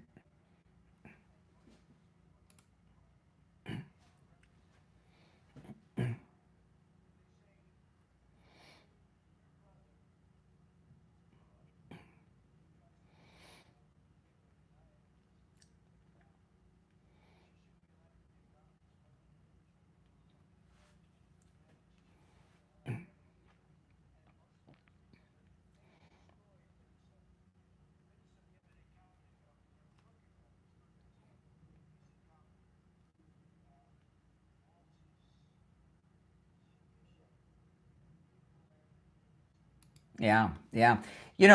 And when that clip that I played of Ilhan Omar on CNN with Jake Tapper, that's friendly territory for her. Did she not? She looked unwell to me. Her arrogance is gone. Her snootiness is gone. Her condescending tone of judgment and superiority is gone. Ilhan Omar, when you are a black liberal Democrat and good looking, you've got everything in the world. And she's used to never being challenged by anyone credible, being able to do and say whatever she wants. And she does not look happy. And this is I played a clip of her yesterday when she was questioned by someone who works for Laura Loomer in the halls of Congress. And I was telling her the same thing. Her snarkiness is gone. She looks depressed. She looked worried with Jake Tapper on CNN. She did not look happy at all. If you're on hold, stand by. If you'd like to call in, please do. The number's toll-free, 1-888-465-2631. I can't believe it's Thursday already. 888-465-2631. We're welcoming a new sponsor to the program, and it's perfect timing here in December, the last month of the year. Jamie LeeZep, who's an accountant, and he has his own accounting firm, Swift Tax. I'm going to give you his number in a moment, and the number I give you rings directly to Jamie LeeZep, our accountant, and he's a good guy who comes highly recommended. The entire tax code has changed with the big, beautiful bill, and you want to make sure that you're not paying any money in taxes you don't have to. If you are a senior receiving Social Security benefits, oh man, it's hugely different for you guys this year. Also, if you are a senior receiving Social Security and you're working still and you know all the there's so many great benefits in the big, beautiful bill for you.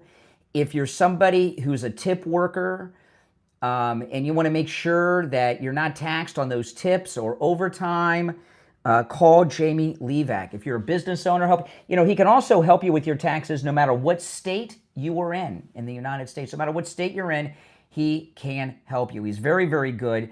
And there's just so many changes with the tax code. You want someone who's going to sit there and take the time with you to make sure that you get all those big, beautiful bill tax deductions that you are entitled to. If you're an Uber driver, Lyft driver, somebody in the gig economy, call Jamie LeeZep. He knows all about that. And, so many of you out there are paying so many taxes you shouldn't have to pay because you don't know how to properly you can't do these things on your own. And if you're somebody who has an accountant and you're not happy with the accountant, call Jamie LeeZep of Swift Tax. This is his number. Again, this number rings directly to him. This is his direct number. Give him a call. And you want to call now before the holidays are here so you can have everything in order. 954-773-1587. 954-773-1587. That's 954-773-1587. All right, We'll be back. The 7 o'clock hour will begin. It's the Steve Kane Show. I'm Brian, back right after this. All right, let's see here. Oh, yes, got to share that one.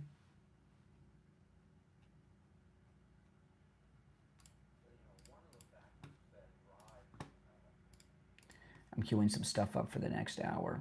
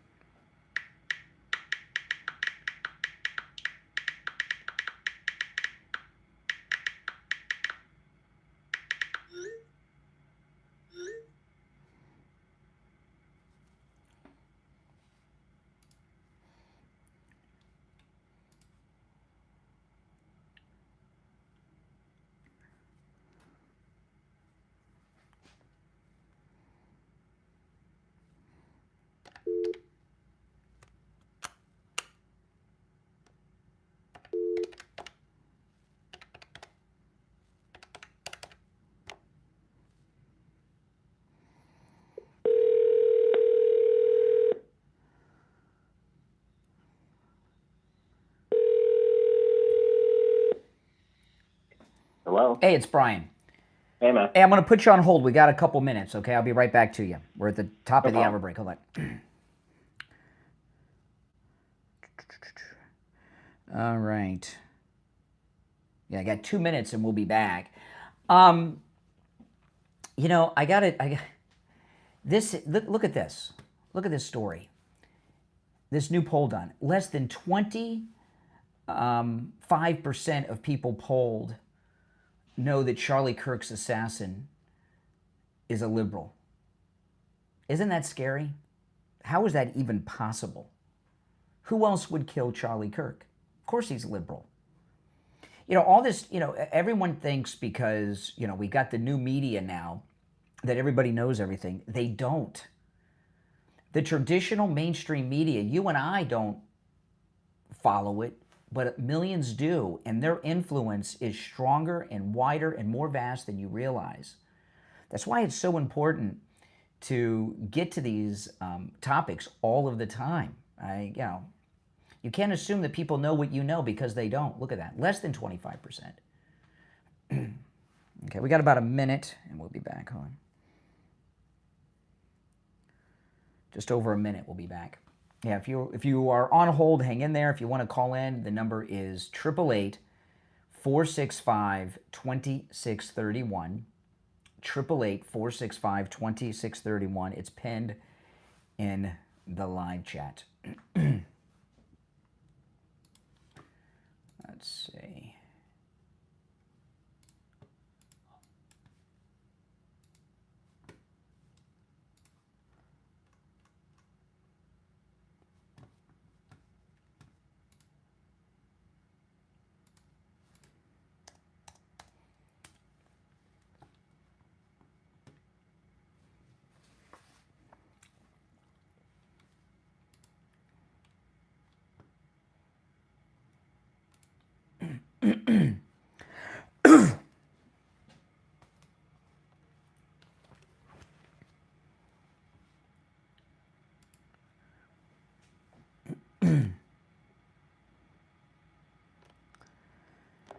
All right, the 7 o'clock hour has begun. My name is Brian Craig. You're listening to Florida's longest-running radio show, The Steve Kane Show. Welcome, everyone. If you're on hold, stand by. We've got Ian from Cruise and Travel Depot on the line. Hey, Ian, how you doing? Hey, Brian, I'm doing well. Yourself? Good, good, good. A couple things we got to talk about here. Our cruise, our 10th annual Steve Kane, Brian Craig MAGA Cruise is right around the corner, coming up in March. What's the date in March we're going away? March 22nd to the 29th on Celebrity Beyond. It's very excited. I can't wait. We've got wonderful destinations. We're going to San Juan, Puerto Rico. We're going to the Virgin Islands, and we're going to Puerto Plata in the Dominican Republic. And this is going to be very possibly the most exciting adventure-filled MAGA cruise we've done, because Ian has been working on some things, not just for our shore excursions, but onboard activities that are going to be things we've never done before at an incredible level that are going to be a lot of fun, right, Ian? Oh, absolutely. Old favorites, new and exciting. We always have a great time. Yeah, after when we were planning the details of this one, the most difficult thing that we got to do is make every cruise above and beyond what the one before was. And they're all so good, it becomes more and more difficult every time. But I think we've done it. I can't wait till we can announce all the activities and shore excursions, because this is just incredible stuff we got planned. Absolutely. After all the finals are in, after everything is said and done, then we'll announce all the group events and, see if we can, move forward with even more people. So this is an important thing. Those of you that have made reservations, final payment is due on your cruise. You need to call Ian and take care of that. And, Ian's a travel agent. You got some traveling of your own coming on. You're going to be on a cruise soon yourself, right? Oh, yeah. I'm going on another celebrity ship for a nice little relaxing weekend. Yeah. So, guys, call Ian today if you can, this morning if you can. Final payments are due. If you've not already made a reservation, do we still have any group cabins available, Ian? We actually do. They let me hold on to a few, so, to give me an opportunity to, sell the remaining inventory. Okay. Got some more inventory, but that's gone next week, and it ain't coming back. Yeah, and if you get one of our group rates, you will be paying less than anybody else on the ship, and the 2019 pricing we've been talking about. So again, listen, if you haven't made a reservation yet, call Ian and join us. You're going to have a great time. But if you've already made a reservation and you've not made your final payment, please call Ian today if you can. His number is 561-244-5779. 561-244-5779. That's 561-244-5779 for Ian at Cruise and Travel Depot. All right, Ian, we'll talk soon. Have a great day, man. All right, take care. All right, so let me get back to this. We've got so much to cover. So much is happening. This is, this narrative of the drug boat is falling apart. Let me play the Martha Raddatz story first, and then I'll get to some of these other updates, because, this narrative, this fake news story that our Navy are war criminals committing war crimes, violating the Geneva Convention, and killing fishermen at sea who are trying not to drown and all this stuff. It's falling apart for them. And Martha Raddatz at ABC News, she has dropped the story of the week. And the reason I'm sharing it from her is because she is an out-of-the-closet fake news journalist. She is a lifelong radical Democrat, Martha Raddatz of ABC News. Remember, Martha Raddatz cried live on television when President Trump was declared the victor and beat Mrs. Clinton, right, in the first election. So I'm sharing the report from her. It is being reported elsewhere and will be as time goes on. But the reason I'm sharing the hardcore Democrat liberal telling of the story is so the Democrats that are hearing this can't say, oh, that's Fox News, that's Breitbart, that's this, that's that. I want them to hear it from the mouth of one of their own, Martha Raddatz. And it's a double dose of liberals. Martha Raddatz is in studio with David Muir on the ABC Nightly News talking about the narco terrorist. Here it is.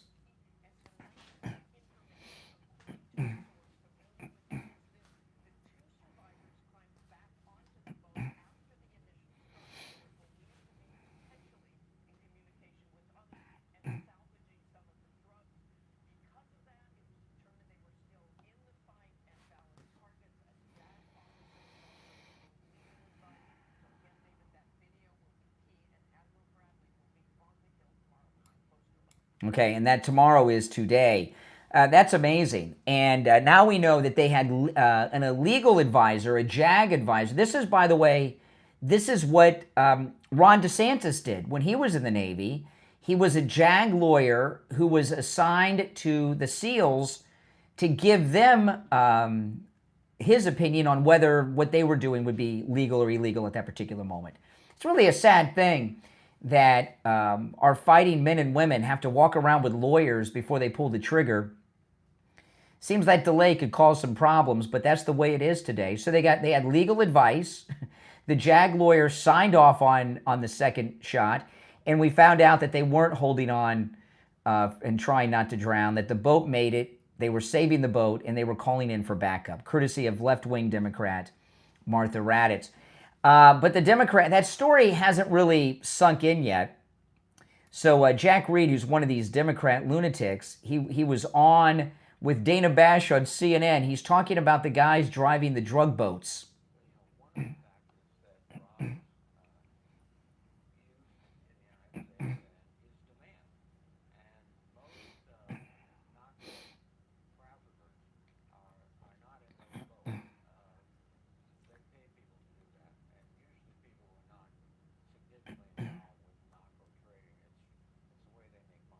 Oh, so they're just, so they, now notice there's a transition going. Like 2 days ago, these were fishermen. So now now we got Jack Reed, who's a Democrat senator, a complete lunatic. They're now acknowledging that they are driving boats filled with drugs, right? So they've moved on from the fishermen, and in fact, even those that have been attacking Hegseth and the Admiral have been admitting that they're drugs. So they've moved on from the fisherman narrative. So they've acknowledged that they're drug boats, but these are just guys making a living. Oh. So it's okay to make a living doing crime?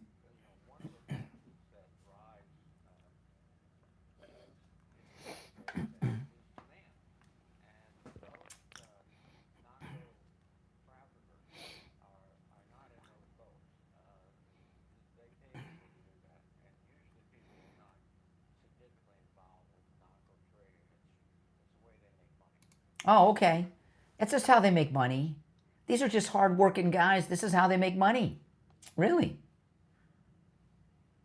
Really? And Dana Bash, she says, I can never consider it. Yeah, you're right. What about pimps? They're just guys making money. They're not the ones actually having the sex. There's a demand for prostitutes, and they're just driving the hooker to the guy at the motel or whatever. Shouldn't be arresting pimps. There's a demand out there. These are just guys making a living, don't you know? What has happened to the Democrats? You know, it's not that the Democrats have ever been right about something. They're always wrong, the Democrats. But the levels that they're going to are just incredibly new levels of scummy behavior. And, well, these, you know, but I do like that at least they're acknowledging that these are not fishermen, that there are actual drugs on the boats. My goodness. And then Mark Warner was on TV. Things are falling apart bad for these people.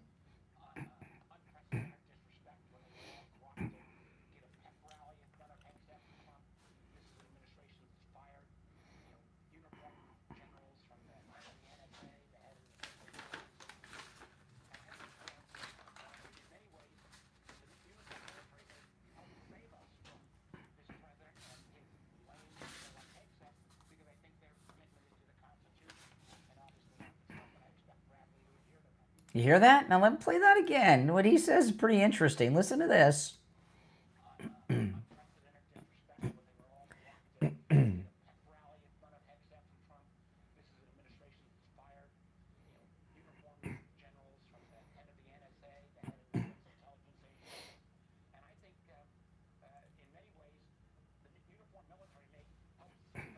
Hear that?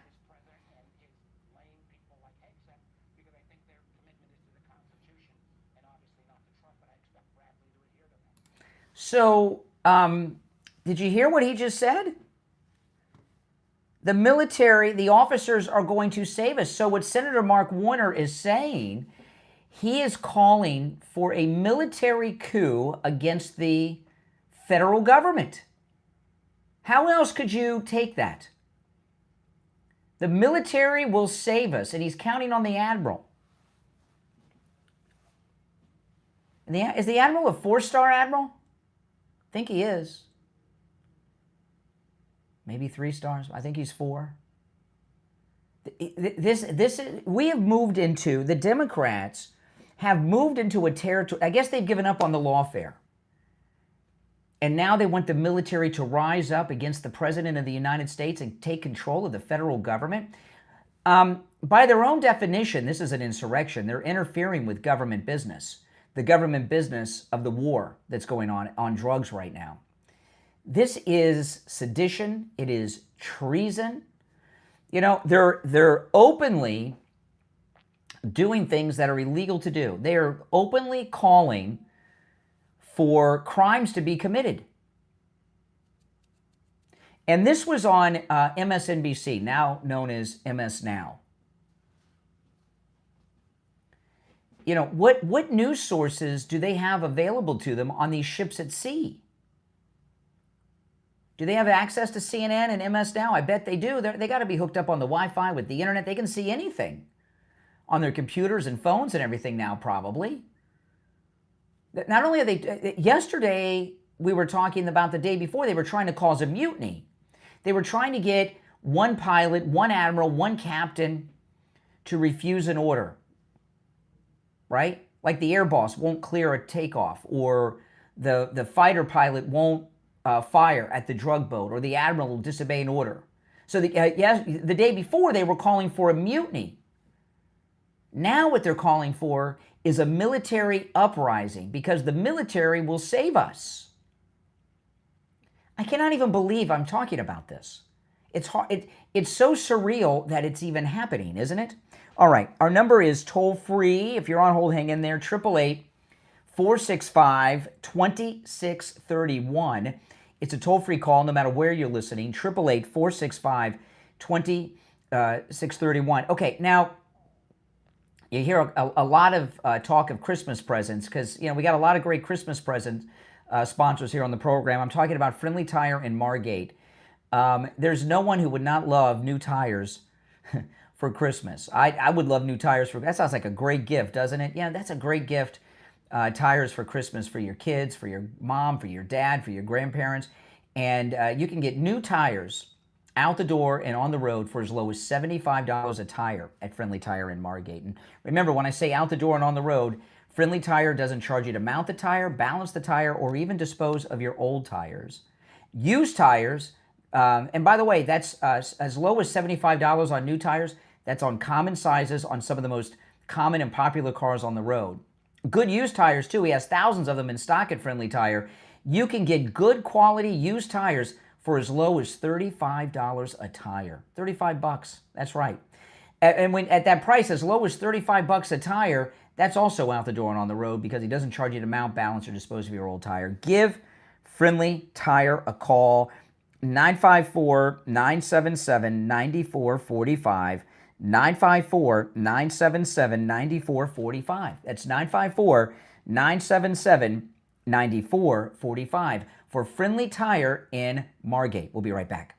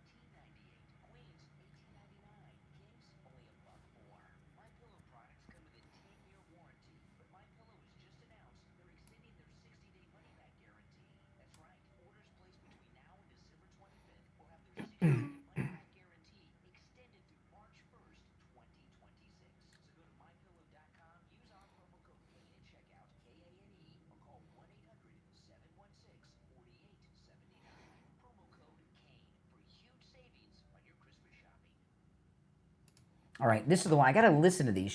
Ilhan Omar uses profanity in one of these clips. I can't remember which one.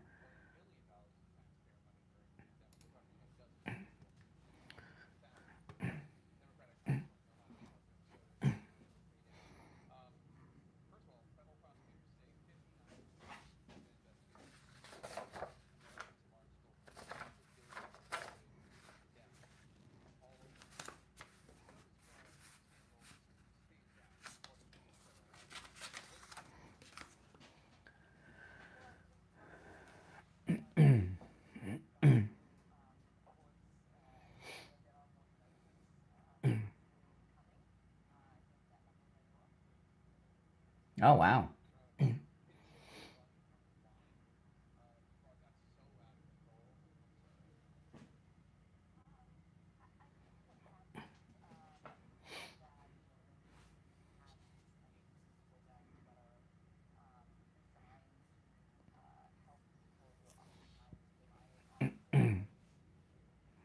Yeah.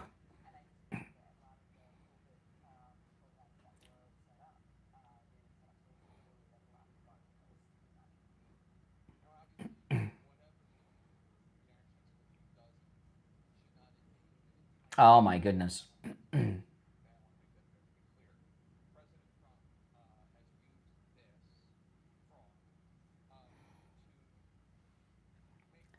Doesn't she look nervous to you? Does she look nervous?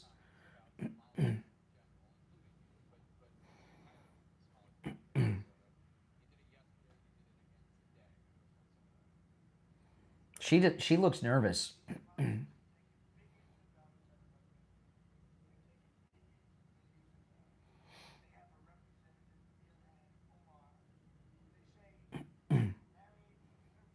Oh. Let's see if she denies that.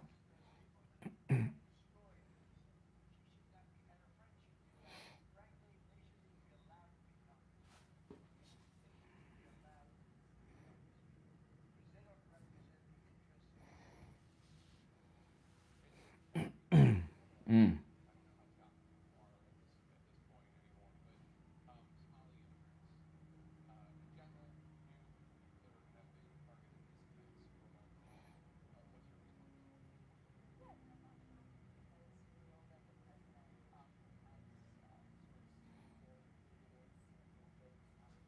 Oh, please.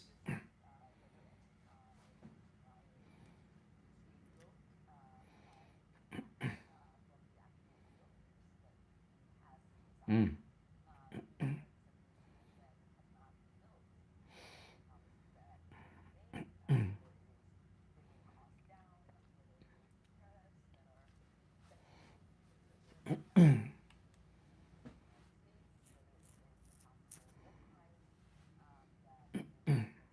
Mm.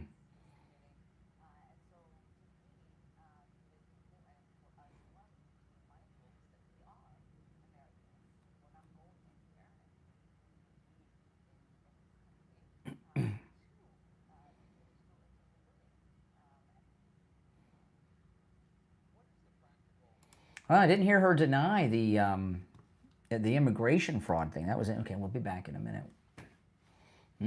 That's interesting. Hold on, we're coming back.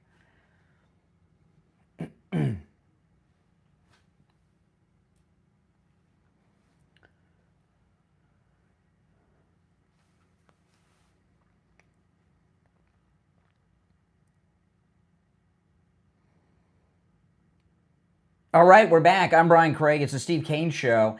You know, I was just watching during the break. I'm going to play this for you.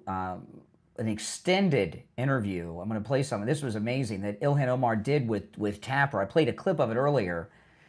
What she doesn't say says a lot. You know, what's going on, President Trump, he's tired of this. The left have brainwashed so many people in this country that America they've been giving us this guilt trip, that Americans need to feel guilty for all these things that none of us should feel guilty about, right? There's a lot of talk you've heard lately. There's like a trend on social media, black fatigue. Have you heard of black fatigue? People are done with being called racist, right? I mean, it's happened to me how many times on the show already today with callers earlier. And black fatigue has moved on to some other groups too. People are tired of being called a racist. It doesn't apply these days. And they've been calling us all kinds of things. Racist, xenophobe, heterophobe. You don't hate immigrants. There's a fatigue of all of this. And liberals, they use these plays against them. They fall down on the floor, beg for forgiveness. A couple years back, top Democrats like Nancy Pelosi were literally taking a knee, asking minorities to forgive them for things that they have nothing to do with. And people are tired of it, and President Trump is tired of it. And the things that President Trump has been doing and talking about since Thanksgiving are things that everyone's been thinking for a long time, but never has said. He's tired of it. He's sick of it.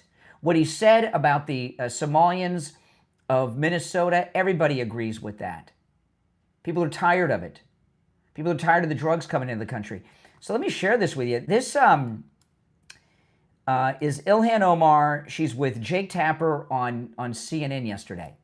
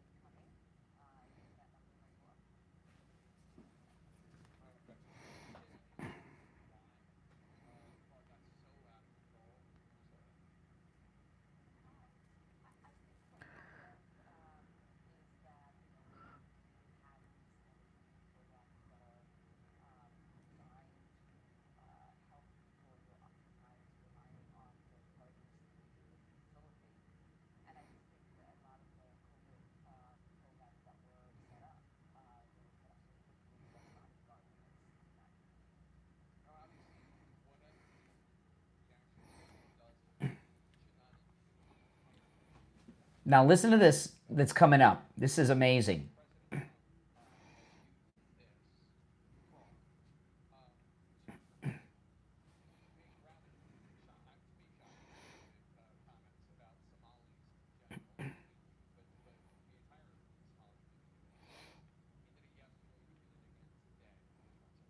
Now listen to this.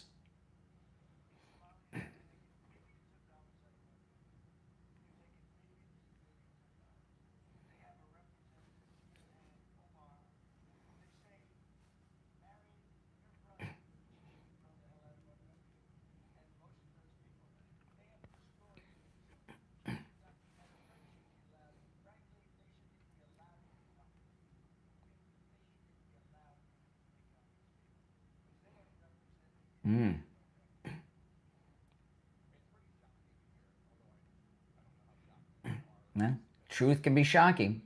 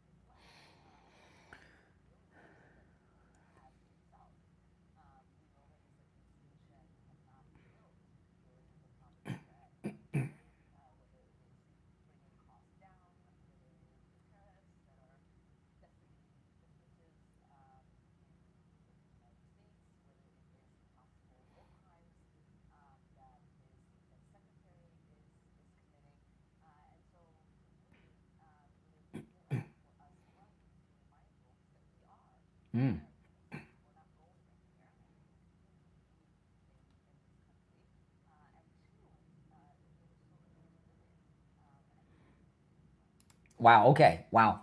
Notice she didn't make any comment about her immigration status. Not one.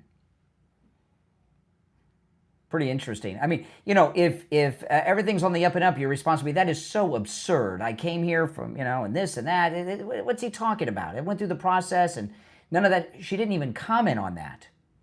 And she gave a lot of vague generalities about a lot of things, a bunch of platitudes that have nothing to do with what the president said. And this is not the Ilhan Omar we're used to. Her body language is different. She looks terrified. The arrogance is gone. She's scared. I don't know if she's scared because of the $1 billion theft. I don't know if she's worried about her Immigration status, I don't know. But this is not the Ilhan Omar we're accustomed to, is it? This is a completely different thing. All right, we're going to take our break for the bottom of the hour. We're late for the break. I'm Brian Craig. It's the Steve Kane Show. Our number is toll-free, 888-465-2631. We'll be right back.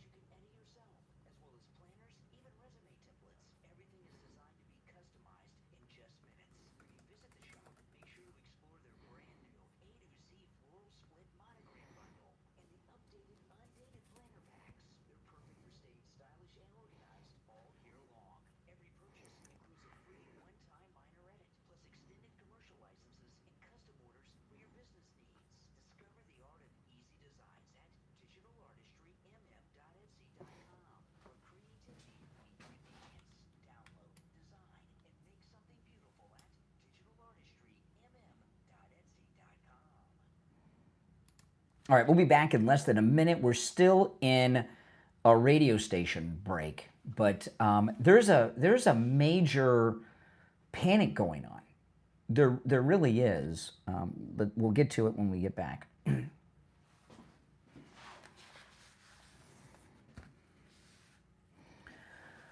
I'm so behind schedule here.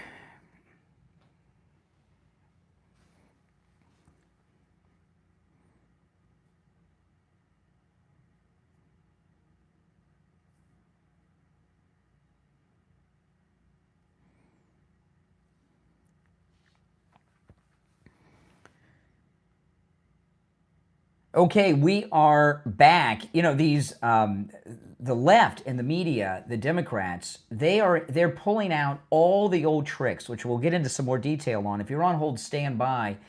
I've got so much to cover. I'm getting behind. But I want to talk about Coastal Weight Loss Secret. You know, I've got my first Christmas parties this week, and I've already lost all the weight. I look great, man. I'm telling you, I'm so excited. I can't wait. And, you know, remember, I lost 25 pounds in 3 weeks with Coastal Weight Loss Secret. You have time to lose the weight before your holiday parties, your Christmas events, your family get-togethers, your New Year's party. Call Coastal Weight Loss and set up your no-charge consultation. Remember, Coastal Weight Loss Secret can help you no matter where you're located in the United States. 561-247-6300. 561-247-6300. And online, coastalweightlossSecret.com. So I was telling you before the break, and this is a very important thing because President Trump is going places that have never been gone before by anyone, Republicans either. Not anybody of significance with power and influence. And that is this fatigue over, we're not, we don't hate Muslims, we're not racist, we're not, all these cards of isms that they throw at people. People are tired of it, he's tired of it, he's standing up to them. And not just the deportations and the drug war, this thing in Minnesota, you got to understand something. There's no way that that crooked mayor and that crooked governor are not involved in this. You don't steal $1 billion and none of these people know about it. It's impossible. All right? It's impossible. So, exactly. And there's a panic. And part of the panic is that Minnesota with the Somalians, this is not the only community that's controlled by Democrats that has these rackets going on. I imagine the blue states and the blue cities around America are all over this, and the crackdown is big. You know, my daughter was over yesterday, you know, because again, it was my wife and I, it was our anniversary. Our daughter stopped by, and she was talking to, she was telling me she was talking to a friend of hers in Los Angeles. Remember, my daughter just moved back from Los Angeles.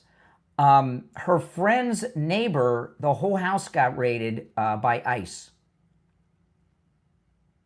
Isn't that crazy? My daughter's friends, not my daughter's friend, the neighbor.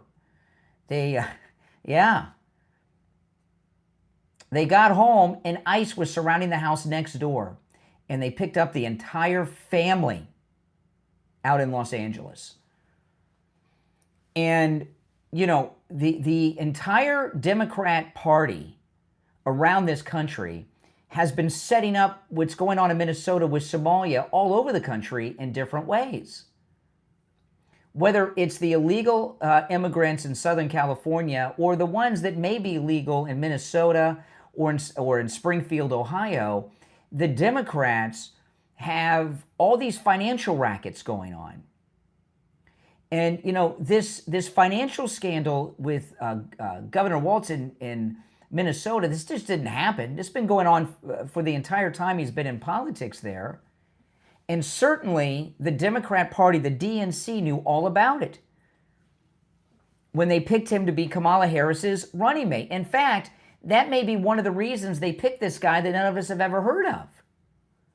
Because they figured if the Democrats stayed in power, he could oversee the corruption around the country, I guess. There's no way they did not know about this when Walz was chosen to be the running mate of Kamala. It probably was a resume enhancer for them. And when these, if you notice with the Somalian financial crimes of Minnesota, they're not even contesting them. Even Ilhan Omar is talking about over almost 80 people being indicted. They're criticizing Trump for talking about it. So they're acknowledging these crimes. Listen to this. This is Nicole Wallace with Alex Wagner on MS Now yesterday. And they're trying to get the race card going on.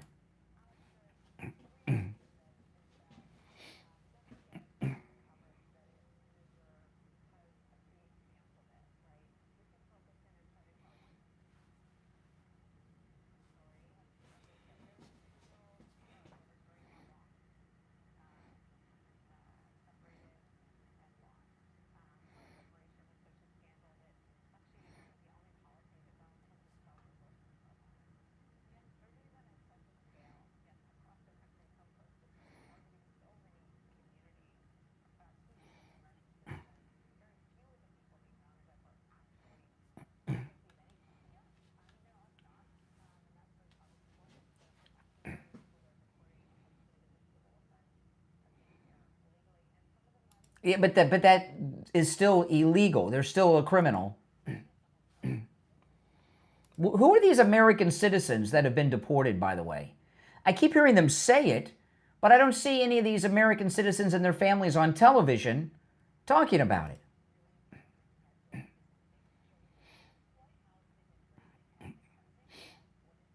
Hear that? Ethnic cleansing. Oh my goodness. I told my daughter to take her passport with her. She's going to go to Los Angeles soon to visit over the holidays. I told her to take her passport. I said, keep your passport on you, Emily.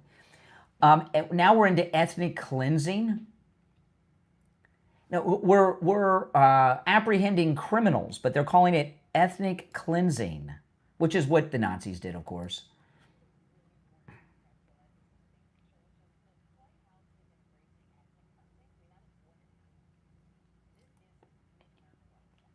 Oh my goodness.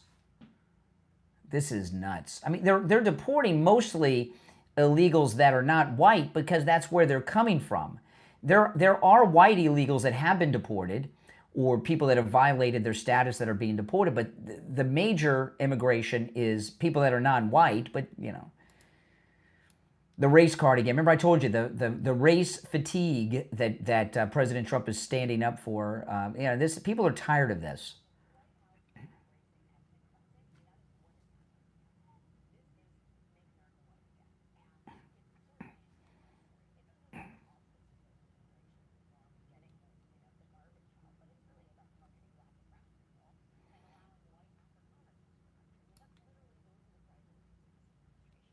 Well, the South Africans are being terrorized and murdered, and those are real refugees. Okay, those are real refugees. They're not climate refugees or whatever other fake thing they have going on. Those people are actually being murdered in their homes, right? All right. I'm so behind on the schedule. My apologies, guys. We're going to take our last break of the 7 o'clock hour. It's the Steve Kane Show. I'm Brian Craig. Back after this.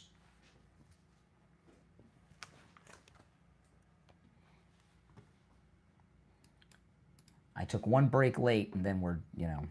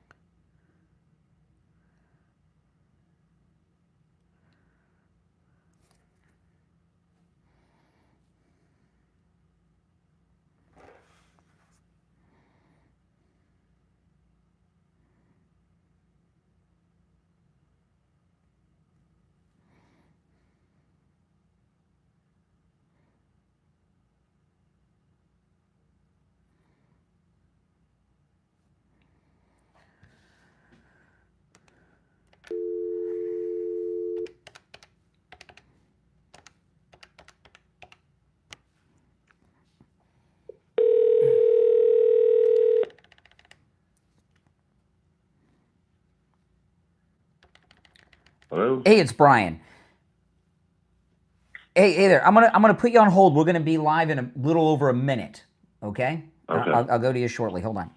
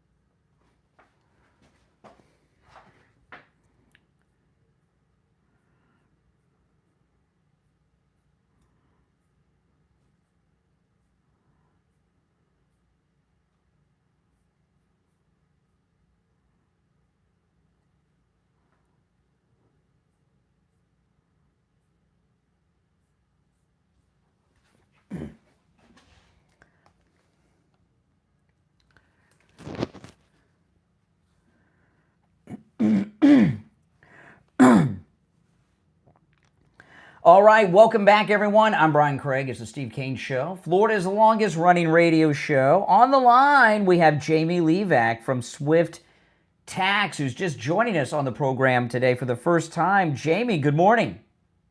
Good morning, Brian. How's everybody out there? Oh, everyone's doing well. And, you're an accountant. It's not a coincidence we have you on now because, with the big, beautiful bill, the entire tax code has changed. And there's not a single person out there who does not need an accountant, right?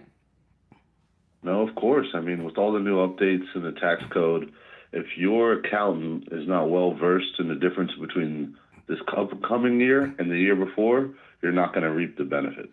Yeah. There's so many differences. You and I were talking off the air, and this is really an amazing thing. With the big, beautiful bill, there's been a lot of changes for retirees that are receiving Social Security benefits. And not only that, for seniors that are receiving Social Security, but also working. And these are people who may have never had an accountant or not had one for a long time. They really need to give you a call right now. There's been some big changes for Social Security recipients, right? No, yes, of course. I mean, I live in Florida, and as you know, it's a retirement state, so a lot of people are living on a fixed income. Before, if you were still working and collecting Social Security and you were to move up into a new tax bracket based on your total income, you would be paying more taxes. It almost is like you'd be penalized for going to work.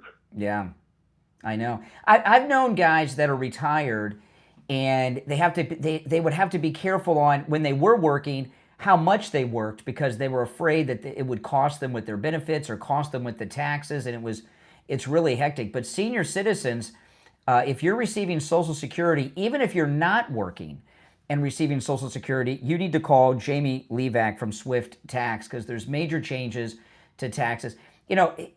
Also, I get calls sometimes from people that are tip workers, and now we've got the no tax on tips, which applies not just to bartenders and waiters and waitresses. I mean, there's, people get tips that are Uber and Lyft drivers too, and they have no idea on how to navigate that. So, people that are tip workers, if they want to make sure they're not paying tax on that tip income, you could help them with that too, right? No, of course, and that's a big majority of people down here. I mean, we're in a tourist state. I do taxes for people who work at nice restaurants, and they do make good money.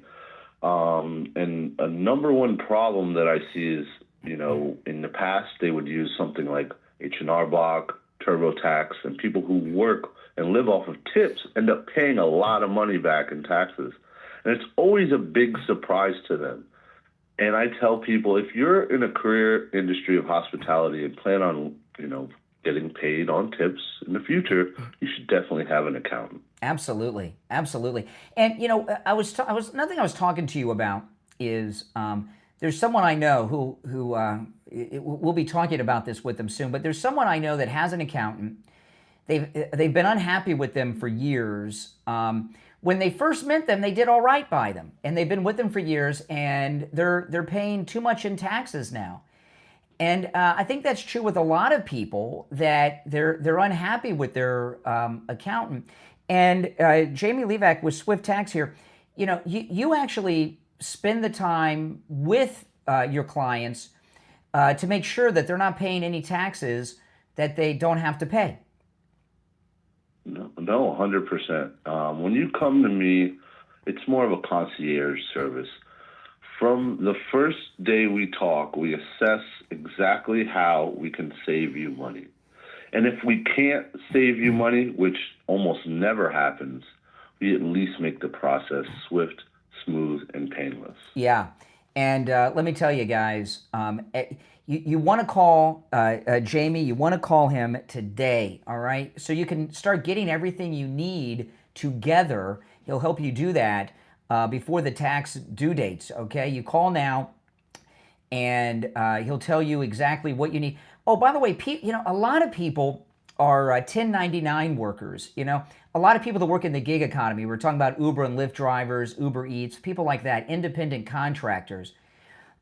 You work with a lot of people that have those types of professions, and you can save them a lot of money too, right? Oh yeah, and the thing is a lot of people that get into Uber or food delivery, and you'd be surprised, some of them make very good middle class money. Oh yeah. The problem is that Uber doesn't really guide you in a direction of what to do once you start making good money. They give you a 1099 and they tell you to just go about your day. And that specifically, a lot of the times people don't look at their Uber or food delivery as a small business. But in the eyes of the IRS, you are a small business. That's right. And you should definitely strategize on ways to save money and take advantage of the tax code based on being a small business. I mean, you very well may be paying taxes when you could be getting a refund. Right? Yeah, 100%. Yeah. So listen, call Jamie Levac. And by the way, if you're like my friend who you'll be hearing from, that's unhappy with their accountant, Jamie Levac can help you there too. A lot of times, people don't like to break up with their accountant even though it's costing them money. Give Jamie Levac a call, save some money, maybe get a refund. A lot of people, I know that's crazy. You mentioned H&R Block or TurboTax. To me, that's crazy. You need to sit down with someone who, like Jamie Levac at Swift Tax, gives you one-on-one concierge accounting service, regardless of what your income is. Now, I'm going to give you your phone number, Jamie. This number rings directly to Jamie Levac, okay? So give him a call, and if he's on the phone, you can leave a message. He'll call you back. Make sure you leave your name and number. And also, you can help people throughout the United States, Jamie. Can you talk about that? Oh, yes. No matter what state people are in. So every state, even outside of the country, can be helped from my location here in Oakland Park. So don't hesitate. If you're in Hawaii and you have a hyper-specific tax problem that you think is state-related, don't you worry. I can help you from here. Yeah, so no matter what state you were in, give Jamie a call. He's located right here in Broward County, 954-773-1587. That's 954-773-1587. 954-773-1587 for Jamie Levac at Swift Tax. All right, Jamie, we'll talk soon. Thank you again, Brian. All right, take care. Guys, give him a call. He just joined us first time today, new sponsor to the program, and of course timed with all these great tax savings we're getting from there. All these people, calling me. Well, I got a call the other day from somebody who was a waitress. I don't know if it might have been on my podcast. Can't remember. They called me the other day and they're like, well, I'm not getting the tax break. You don't know how. You need to call Jamie Levac from Swift Tax. You need an account and get it done, all right? Okay, so just to sum up, and then after the top of the hour, I'm going to recap a little bit and bring up some of the new topics. But this is such an amazing time. You don't realize you're living through history when you're living through it. What President Trump is doing, with everything he is doing, is so historic in nature. You know, do you know how many lives President Trump saved yesterday with the changes on emission standards? Oh my goodness. You know, when a lot of us were kids, we didn't wear seatbelts. We didn't even have shoulder belts. I remember when the front seat, I'm old enough to remember, barely, but I can remember, when in the front seat, you just had a lap belt, right? We didn't wear seatbelts. And people may say, well, that's crazy and everything else. Yeah, I mean, I always wear a seatbelt now. It's the law. But back then, you were safer than you are in cars today. And when President Trump tossed out these emission standards yesterday, which is about time, he was talking a little bit, the president yesterday, the Democrats put these emission standards, it started hardcore with Obama, it continued with Biden. They put these emission standards on the auto manufacturers that were impossible to achieve. But they had to show progress towards this goal every year. So what they started doing was stripping the cars down. See, when I was a kid and we didn't wear seat belts, or we didn't even have shoulder belts, we just had waist belts in the front seat. Now you got the whole belt in the back seats. The cars were made of steel. But to meet the standards, what the auto manufacturers have been doing is lightening the load of the vehicles by making them out of plastic, which take away your protection. So many people in this country have died in car accidents that they would have survived if they were in the old cars because of these climate change, virtue signaling emission standards that made cars out of plastic the normal thing. And now that that's gone, he saved lives with that just yesterday. And I know that announcement, a lot of people don't think it's a big deal, right? You know, when that announcement came out, people kind of moved on from it and they were starting to, asking questions about other things. But countless lives, thousands, maybe even millions of lives were saved by that yesterday because cars are now going to start to be made that protect you on impact, right? As opposed to a car made of plastic or fiberglass. You ever see a vet in a car accident? It's like shattered into pieces all over the place out of fiberglass. You ever see a boat accident? That's how they make cars. You don't want that. You know? Yeah, I can remember. I'm old enough to remember some really old cars that didn't even have seatbelts in them. But those were old cars even for me. They were not new cars without seatbelts in mine. I'm not that old. All right.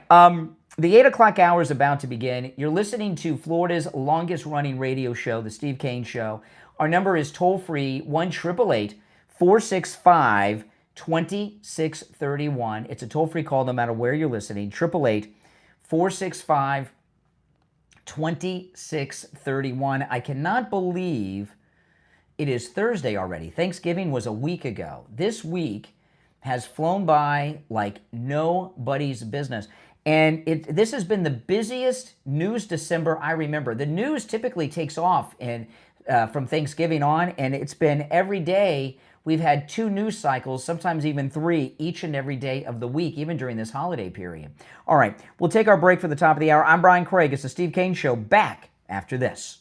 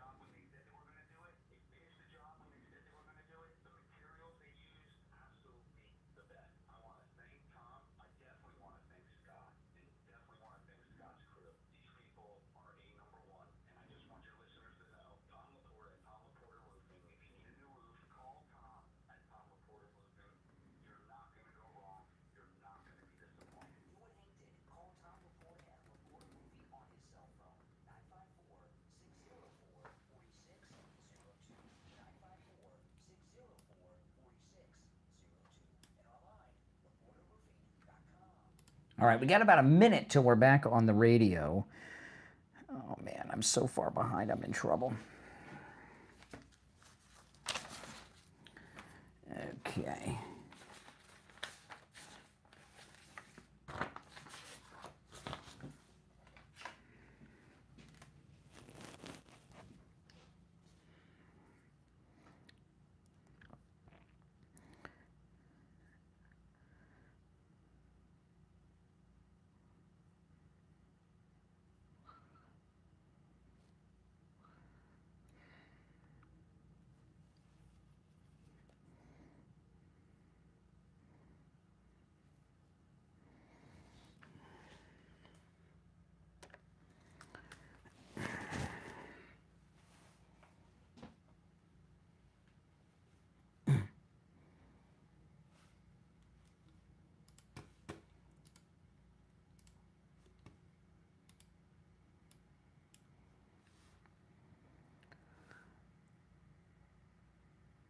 All right, the 8 o'clock hour has begun. I'm Brian Craig. It's the Steve Kane Show. You're on the air. What's your name? Where are you calling from?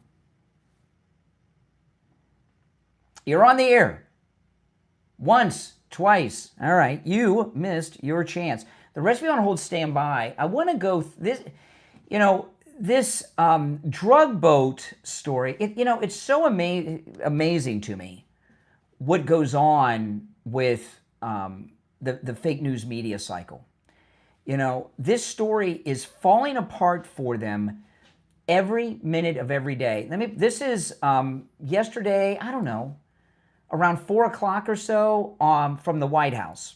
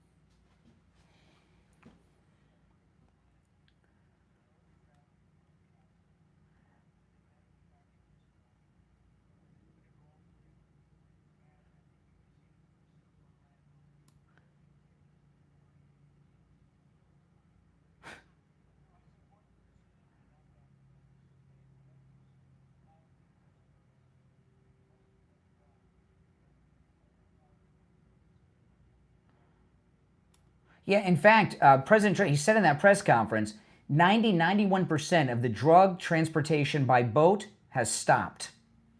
Think about that. They've already shut down about over 90% of it in just, a couple of short weeks. Isn't that something? All right, let's try the phones again. You're on the air. What's your name? Where are you calling from? You're on the air. Yeah, you're on the air. What's your name? Where are you calling from?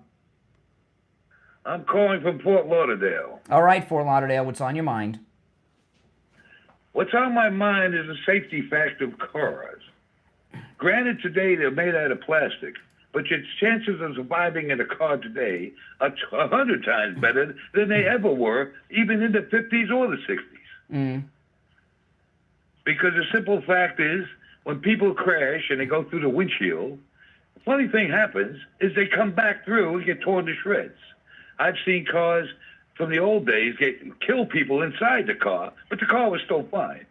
Now you talk about today's cars, they'll get completely destroyed. They got crumple zones.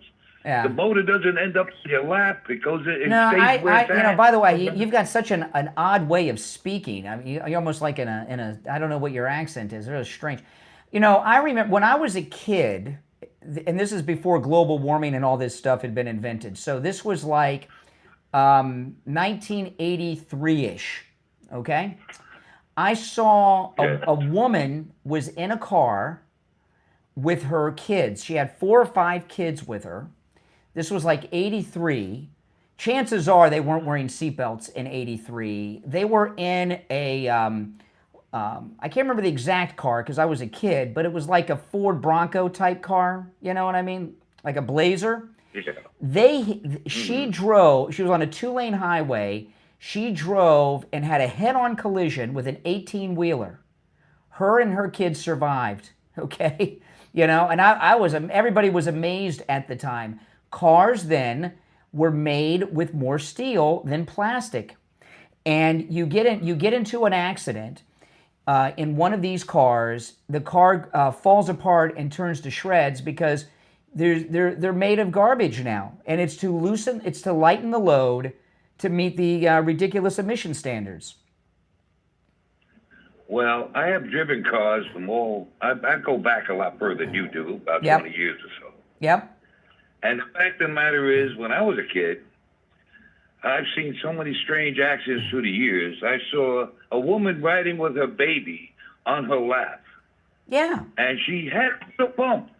No big deal. Well, people wear seatbelts now. We didn't wear seatbelts. They didn't even have car seats in those days, right?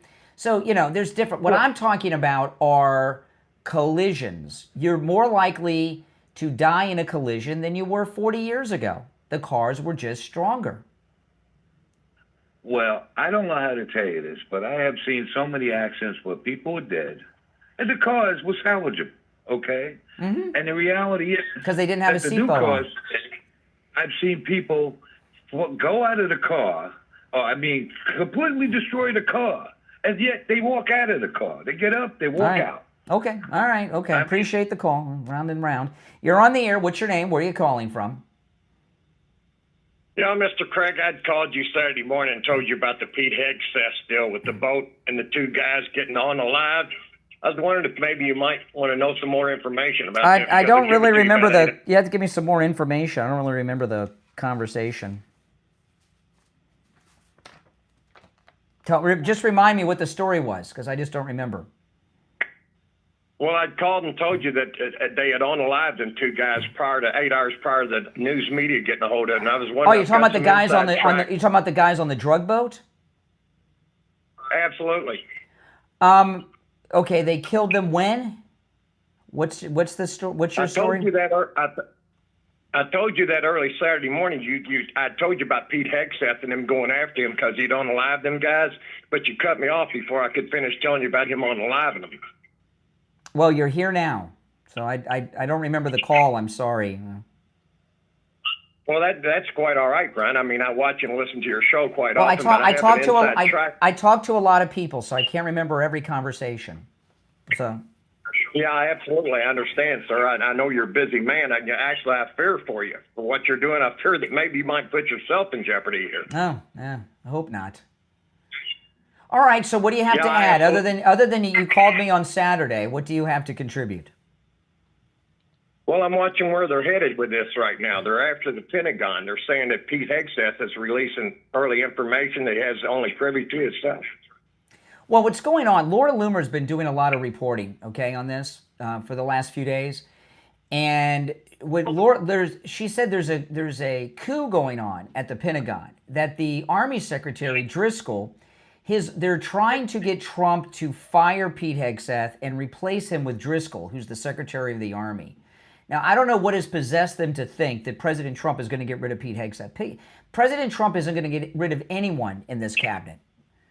And Pete Hegseth, he loves Pete Hegseth. He was sitting right next to him in the cabinet meeting this week, but that's what this story that we're getting about the drug boat and all these things. It's they've got these never Trumpers, these deep staters have in their mind that they're going to get Trump to get rid of Pete Hegseth and then plug in like Driscoll, who I guess works with them or for them. Well, they're backpedaling now. He's going back to some close personal friends and giving them military information prior to them it being released to the public. Now they're saying they're backpedaling to their initial story. He's releasing back personal information to his friends. Okay, they're always going to that, I guess, but okay. All right, I appreciate the call. Now I know why I got rid of him when he called me on Saturday's show, because I really don't know what he's saying. Do you guys? I don't either. If you're on hold, hang in there. Are you risking your retirement? You don't have to. Call Joe Thomas. Talk to him about annuities. Annuities are absolutely amazing. Not only is your money not at risk, no matter what happens in the stock market, savings, your nest egg is always safe, but you're guaranteed an income stream for the rest of your life. And there's so many different types of annuities that do different things. When you call him, and take advantage of that no-charge consultation with Joe Thomas, he'll go over all the different options for you and put together a custom proposal, custom to you and your situation. But there's a couple that are kind of my favorite, okay? There's a couple of annuities where you get a bonus, 10%, even more on your money on day one. So before you even leave Joe Thomas's office or before the Zoom call or phone call ends, you've already made 10 even more % on your money. That's pretty amazing. Ask him about that. One of the ones I also like is the income doubler with a health issue with you or your spouse. You know, when you become older, when you become a senior, when you're retired, you start having all kinds of health problems, even when you lived a life of perfect health. And there's one annuity that doubles your monthly income when you have a health issue. There's so many different types of annuities. Give Joe Thomas a call, no matter where you're located. Take advantage of the no-charge consultation, which you can do in his office or over the phone or through Zoom. Turn your money into guaranteed income for life. 561-743-0999. 561-743-0999. We'll be, and online, JupiterJoe.com. We'll be right back.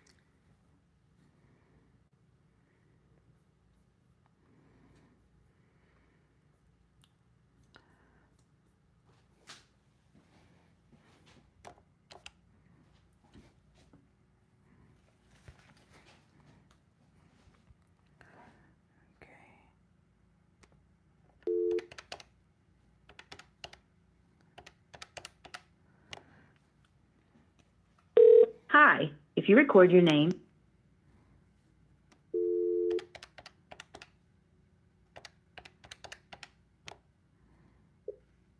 Hi, if you.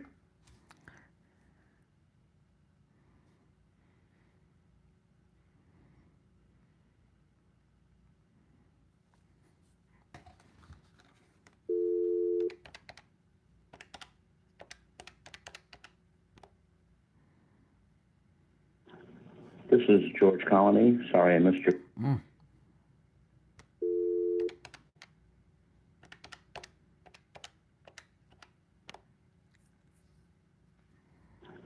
This is George Colony. Ugh.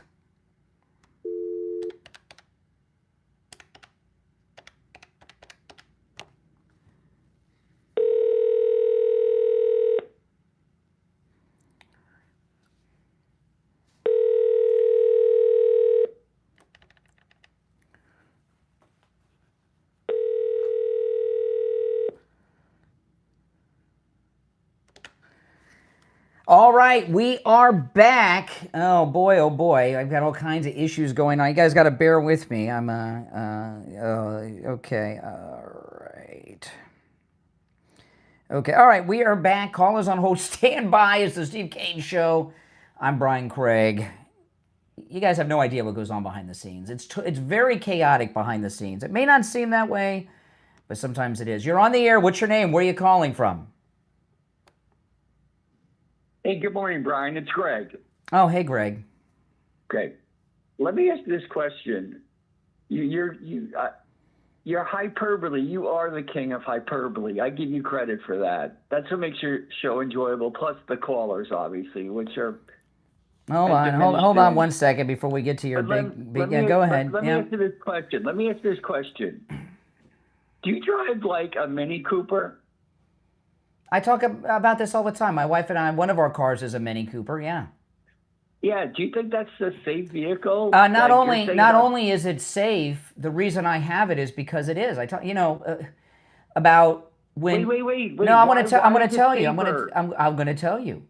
About 20 years ago, when Mini Coopers had their big comeback, right? I don't know, 15, 20 years ago, however long ago that was. I think it was about 20 years ago. My wife and I had a Mini Cooper then. And I talked about this at the time. I've referenced it from time to time over the years. I was on I-95 just south of the Glades. How long ago was it? Wait. I want to make sure. How long was it ago? I said it 3 times. 20? About 20 years ago. Listen. All right, 20 years ago, Mini Coopers were in existence in America. No, that's not true. When they first had their comeback. Oh, you don't even know. You just said 15 or 20. Then I asked you 20, and you go, wait. It was about that long ago. Yeah, it was about that long ago. 20 years ago. I can't answer any. Excuse me. I can't answer any of your ridiculous questions if you don't shut up, Greg. Because you're lying again. I'm not lying. This all happened on the radio. When Mini Coopers, hold on, I got to answer the other lines. When Mini Coopers had their big comeback, which was 15 or 20 years ago, my daughter was in first or second grade. 20? I don't remember. I don't remember. You don't remember, officer. Are you suffering from dementia? You can't No, remember? but this was a long time ago. But let me finish my thought, or I'm going to hang up on you. How old was your daughter? If you would stop talking and listening, you would get all these answers, okay? So about 15, 20 years ago, when Mini Coopers had their comeback in the United States, my wife and I had one when they first came out. I was on I-95 just south of the Glades Road on-ramp. Okay, it was in the afternoon. It was bumper-to-bumper traffic. I was stopped still. A girl hit me going about 75 miles an hour on my driver's door. I was sitting still in the Mini Cooper. I talked about this on the radio at the time. The airbags deployed. The car was totaled on the outside, but other than the airbags being deployed, the inside of the vehicle looked like the day I drove it off the showroom. That car saved my life. Because it's made of steel, and it had what kind of car were you hit? It was a Mini Cooper. A Mini Cooper. What kind of car were you? I don't remember. It was a big car though. I don't remember. Okay. No, I'm not done. I'm not done. No questions, Greg. No questions, Greg. You're on hold. Okay. I mean, this guy's he's out of control. So she hit me. I'm in the Mini Cooper. Let me ask you a question. No. Did you file a lawsuit against the person? No, I'm not. I'm answering the first part of the question, and I'm not going to go through a whole list of questions. So because you know what, the story is bogus. It's not. I was on the radio at the time and talked about it. Okay, it was not. No, it wasn't. I talked about it at the time. It happened while I was on the radio. She hit me in the driver's door going about 75 miles an hour. I didn't have a scratch on me. Okay. According to who? This is documented on a police report. Of 15, 20 years ago? I guess. Why, you're going to go through let me ask you a question. Why didn't you file suit, get a personal injury attorney, and file suit against the person that hit you from 75 miles per hour? I don't know what that has to do with the price of tea in China. Because so anyway, you know what it has to do with? What? Your credibility. Once again, everybody that was listening back then knows about it. I talked about it on the air at the time when it happened, and I remember when they came and asked me how old I was. I couldn't remember my age. But it was 15, 20 years ago. Neither of you were injured. She wasn't injured at all. Not at all. Not those pains you say that have been cured over years. That was not the same car accident. Thank you very much. It was another car accident where I had the knee injury. My friend John was driving then, and he wrecked. Bad luck. You had bad luck. You better stop. And by the way, I'm going to let him go. He is really having a conniption fit. He is really having a strange, almost like a seizure, Greg, on the air. I mean, what the heck? You're on the air. What's your name? Where are you calling from? Johnny, Toronto. Yeah, Johnny, what's on your mind? I just wanted to talk about Trump. And, why are you defending? Why am I defending what? Trump. I'm not defending Trump. Oh, I see the hat. Trump needs no defense. What would I be defending Trump from? I just see the hat, and so I figured that you were a big supporter of it. I am a supporter of Trump, but I'm not defending him. He needs no defense. He's committed no crime. Well, first of all, some legal system would say he's what's it called? He's been indicted or something like that. He's under indictment. What legal system has him under indictment? Your system, your country. What country are you in? Toronto, Canada. Oh. Well, I'm there now, but I travel back and forth. You're a Canadian. I'm an American. I'm a citizen of both.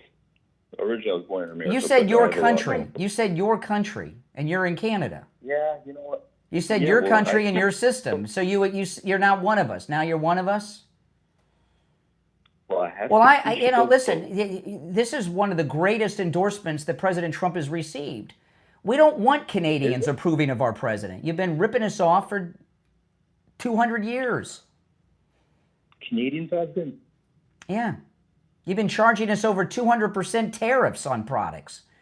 You haven't been paying your dues for the North American Defense Pact that we have with you. We've been paying for your defense, paying for your health care. What? Who's attacking us? Well, no one. But if they did, we would be there. Right. The United States and Canada have a North American military alliance to protect North America, and you haven't been paying your part of it for decades. We're not attacked by anyone. Don't worry about defending. Who do we have to defend ourselves from? We're in support of you guys. We're your little brothers. You're supporting us? Your little brother. We're not. You're supporting us? We're not using your money. Sure you are. But you know who Trump Listen, 80% of Canadians live within 150 miles of the U.S. southern border. That's exactly right. So you guys are on our coattails.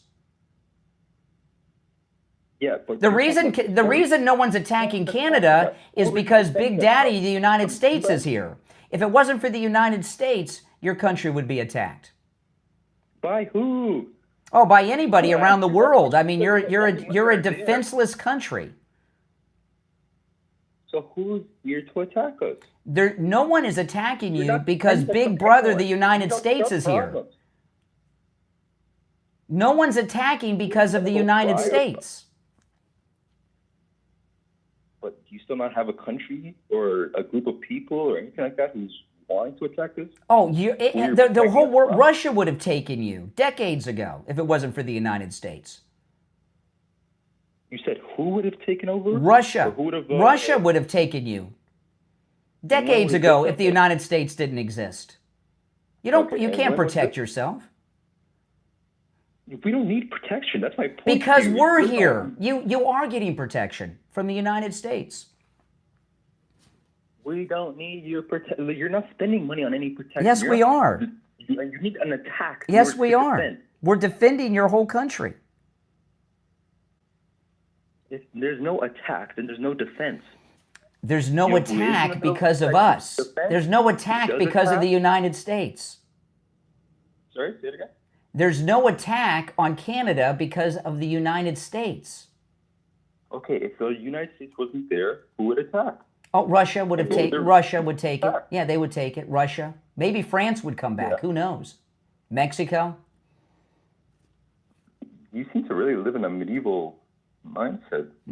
Mexico, France. Yeah. Hey, listen, I got to run for a commercial break, but thanks for the call, Oh, my goodness. Oh, boy. One of these numbers, I don't know which one it is George Colony. So we're going to find out. What's your name? Where are you calling from? Good morning, Brian. It's JJ from Oh, hey, JJ. Hold on. Is this George Colony? No, this is Shawna. Oh, Sean, you hold on. Okay, we'll take our break, and I'll call George Colony during the break, all right? Oh, my goodness. I told you, it's chaotic here. We'll be right back.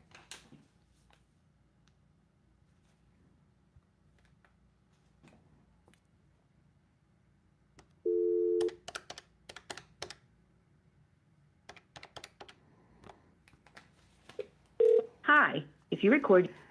Yeah.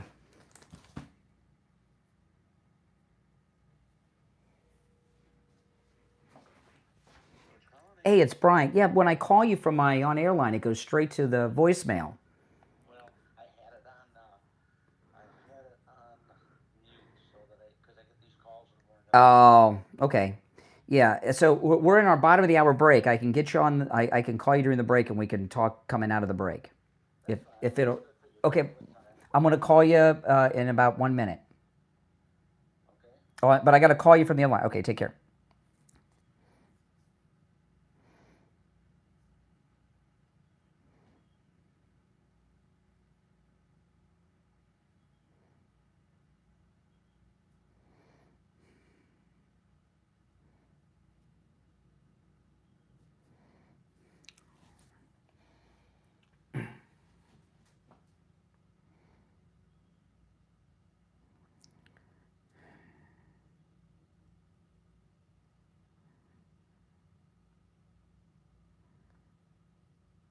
Okay. We're going to be 30, a couple minutes.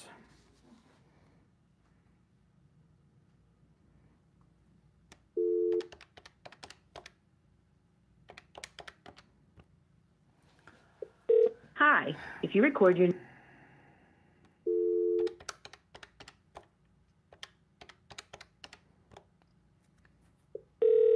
Hi, if you record your name... I can't get through to him for some reason.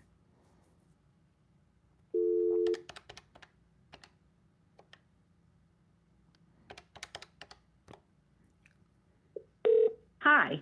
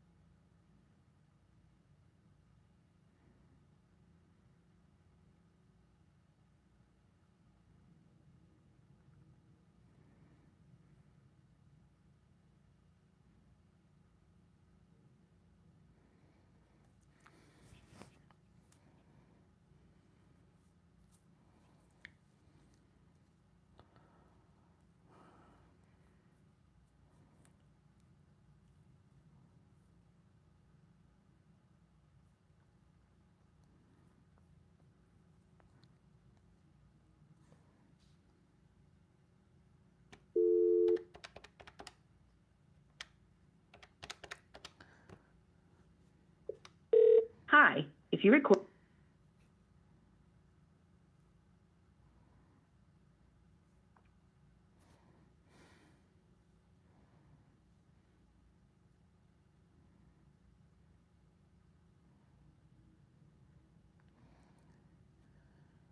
I can't get through to him to do the... Ugh. Coming back.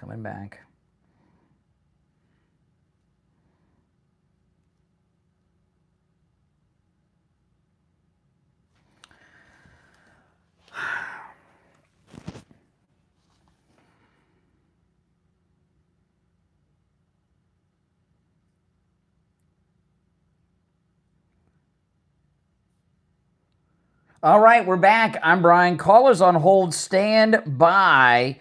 I want to talk about Life Imaging FLA. You know, I got a call from a listener earlier this week, and he went over to Life Imaging FLA, and they found something with his heart. He took the results to his doctor, and his doctor was able to prescribe a medication for him to help him with his heart issue. That's amazing. And he didn't, confidentiality, he didn't tell me exactly what it was, his issue was, but he's all better now, and he found out he had a heart issue that he didn't know that he had until he went to Life Imaging FLA. Isn't that amazing? That is just a beautiful thing. And, here we are. It's Thursday, December 4th. It's holiday time. Did you know that holiday time is the deadliest time of the year for heart attacks? According to the American Heart Association, more people die from heart attacks during the last week of December than any other time of the year, with Christmas Day and New Year's Day being the most dangerous. The stress, the food, the alcohol, cold weather all contribute to this.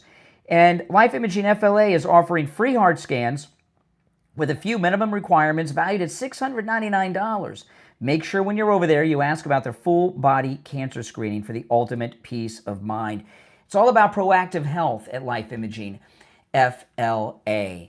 And to our listener that found out he had a heart issue, it made me feel, I'm so glad he called me and told me that. That is just amazing. We may have saved his life. Call Life Imaging FLA. They have locations in Broward, Dade, and Palm Beach. From your cell phone, call pound 250 and say free heart scan. You'll be connected in seconds. That's pound 250, say free heart scan. Pound 250, say free heart scan. You will be connected in seconds. All right. You're on the air. What's your name? Where are you calling from? Hey, brother. This is Sean. I'm calling from Washington State. What's your name? What's up? Turn off the volume in the background. Sorry, yeah, turned it off. My bad. Hey, man, I've been listening to your show for about 2 weeks now, and I really say I love what you're saying. I'm listening, and I support what you're saying. And you're right. There's no need to defend someone that's not guilty of anything. And God bless America. Don't worry about the haters. Some of them, a lot of them, they're just trying to get a rise out of you. This is a good show. I like what you're saying. Keep preaching the truth, brother. All right. All right. Appreciate it. All right. You're on the air. What's your name? Where are you calling from? Morning, Brian. JJ from Mass. Hey, JJ. What's up? Well, it's a crazy day today. Been watching a little crazy with some of the... Are you watching online behind the scenes? If you watch on YouTube, you get the behind the scenes? Yes. Yeah. You get to see how the chaos? How the sausage, the meatloaf, the chaos. You don't want to know how they make lunch meat. You don't want to know. No. Anyway, that crazy, it just kind of like, it's kind of reminds me of Greg Two's call. It's sort of like a bad inquisition. Greg Two sounded crazed. He was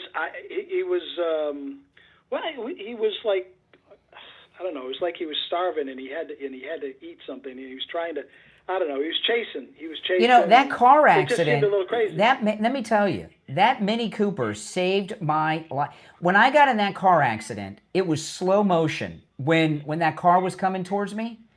And I prayed. I thought I was dead. I said, Jesus, I'm coming, and that's it. I said my goodbyes. It was in slow motion.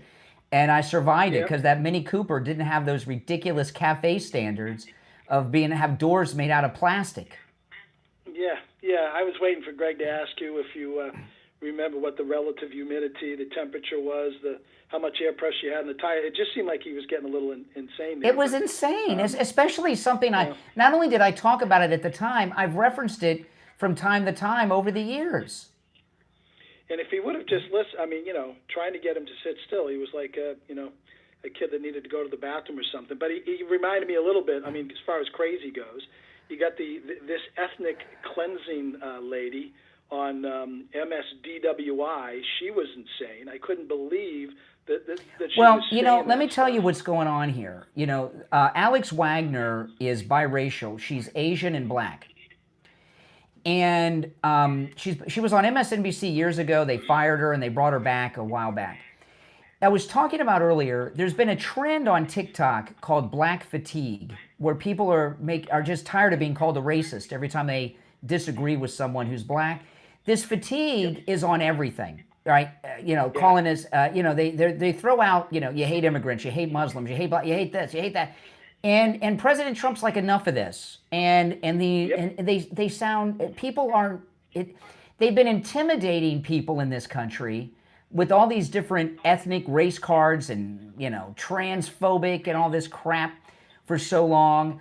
And people are tired of it. And it's over. Yeah. The party's over. Yep. Absolutely. The fatigue thing. It's just, I'm not phobic. I guess dumbophobic. I'm not scared of dumb people. They just drive me crazy. These people about the boat. I mean, look, the UN in New York City is like the HQ for, white collar political sort of legalized crime. All the money laundering and crap that goes on at the UN. And that's in New York City. Venezuela is like the UN headquarters for the world, crime, blue collar crime, the anti-USA, the drugs, the chaos crime, the social chaos, political, economic chaos, just all the death. And Trump, the thing that drove me crazy, and I actually screamed at the TV. Of course, I'm by myself. Nobody was here, but the dog looked at me like I was touched. But I was just so pissed about all the millions of people that have died from drugs that have been allowed to come in. And I think back to Ronald Reagan and Nancy and the war on drugs, just say no. And Ronald Reagan meant well 100%, and so did Nancy. But it was just what we needed was we need a firm hand. We need to have an actual war. We need to these people to know that we can reach out and touch them. And as far as I'm concerned, those guys on that boat, it's almost like a World War II movie with a tank, with a track, where the tank is damaged, but a couple of the guys are running away, but a couple of them are trying to get up on top. Listen, there's no doubt this mayor up there, and it came out that that Somalian city councilman that was calling Trump a racist the other day. His wife had one of these centers that was getting money to feed people that didn't feed people. It came out. Okay, yesterday. That mayor and that governor up there, they're dirty. They're dirty. Birds of a feather. Yeah. Birds of a feather. And Mike Lindell of My Pillow, he got the paperwork yesterday to run for governor against Tim Walz. I hope he does. So he'll be on every show everywhere talking about the corruption up there. Yeah, Minnesota is sort of like we've got New York City, Minnesota with the Somalians. I mean, Trump had talked about it, that they're just, I think he said something like, I don't know what percent were on, assistance or whatever. They don't do anything. I mean, he was quite frank about all that. But I just look at the, if the guys were getting back onto the boat, to me, it's just like we're at war with these people. It's not a figure, we're at war with them. They have killed millions of Americans over the years. And I'm not concerned about any, and I know that they're going to try to, just like they did with Hamas in Gaza, they're going to try to they're going to try to slip a fisherman what I'd like to do? And try to make it look bad. President Trump said yesterday, 90 or 91% of the boats bringing drugs have been stopped now. They're not coming anymore. So he wants to know who that 9% of the ones that are getting through are. But he stopped 90% of the drugs being transported by boat. God only knows what's been shut down at the border. And they're attacking him for it. It's crazy. Now, so far as, there was I cannot remember who this was, but there was a radio guy that I worked with at a radio station a long time ago. And he was an old-time radio guy from like the 60s. And he was on the radio. So this was like in the 90s. He was really old. He was probably my age. Okay. I thought he was old, but I was a kid at the time. And he had his 8x10 publicity shot from the radio station. It was him in the radio studio with all these different phone receivers up to different parts of his body. Like it was chaotic. And I thought it was so stupid at the time. But if you're watching on YouTube during the last 30 minutes, that's what's been going on with me in the studio here. It's been one of the most chaotic mornings I've ever experienced. You're running around back there. You're running around like back there. I just was waiting for the the cat. I love to hear the cats in the background. It's like Wild Kingdom. I hear the cats. I don't mind. It goes by quick, but there's so much that goes on. I mean, people have no idea. Well, the cats could become famous. I mean, there was a weatherman on the top of Mount Washington. And I haven't heard from Jeff from Maine for a while, but he would know who this guy was. His name was Marty Engstrom, and he talked with that Maine, with that draw, with that accent. Yeah. And he had cats. He would give the weather from the top of the mountain, here on the top of the mountain, and then the cats would walk right across the shot. And it was just, and it became, it became something that everybody, looked forward to. Yeah. So whenever I hear those cats, hearing cats and dogs and stuff just makes, makes you feel good. It's great. It's great. It's awesome. It's real, man. Opposed to Greg too, and some of the other callers. I'm really worried about Greg. That call from Greg was so unhinged. Sounded desperate. It was. It sounded desperate. Yeah. Yeah. All right. Appreciate the call, man. All right. You take care. If you're on hold, stand by. I've got my first holiday parties this week. Any of you got any scheduled later in the month? Lose that weight before your party. I've already lost the weight. Did you see Michelle Obama in this photo shoot that she did with her glam squad? Everyone's talking about how she's on Ozempic. She looks so sick. Coastal Weight Loss Secret is all natural. There's no shots. There's no pills, no injections or any of that. That's why I look so great. I'm thin. I lost over 35 pounds. I'm what I weighed 30 years ago. And the only reason people know is because I tell them all the time. But you don't want people saying, "Oh, you're on Ozempic, Michelle." You want to look good and natural, like I do. I look great.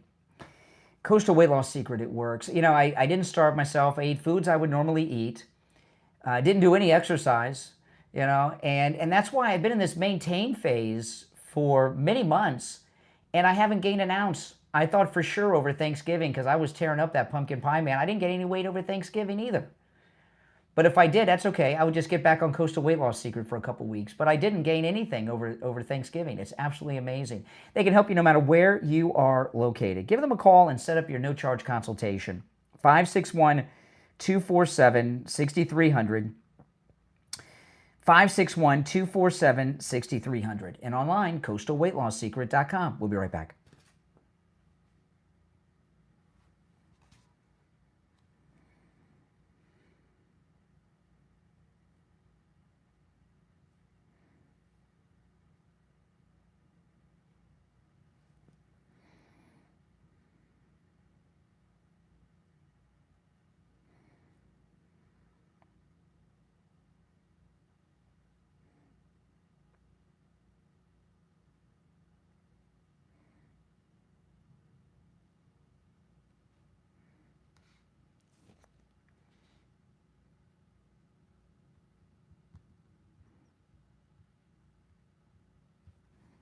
I wasn't aware you guys could hear the cats that much. Do you guys hear the cats?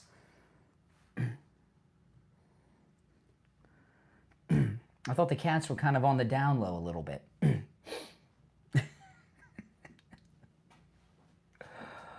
Oh my goodness. Very chaotic. It's very chaotic. When I'm here, because I'm by myself, if I'm at the radio station, I've got Mike there to help me. But when I'm here in my home studio, I got to do everything myself, and he's running the commercials and everything up at the radio station. But it's, the one benefit after COVID is that, people having cats and everything at home, it's no big deal. It used to be a big deal, right? Before everybody was working at home, to hear a dog or a cat in the background, people would freak out. But now it's no big deal. Okay.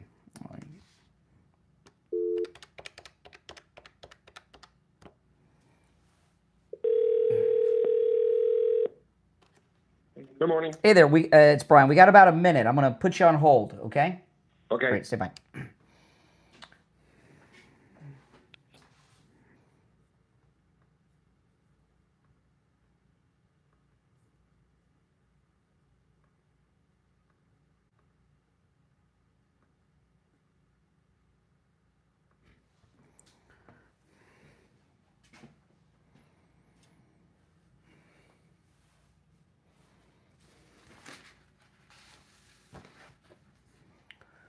Oh my goodness.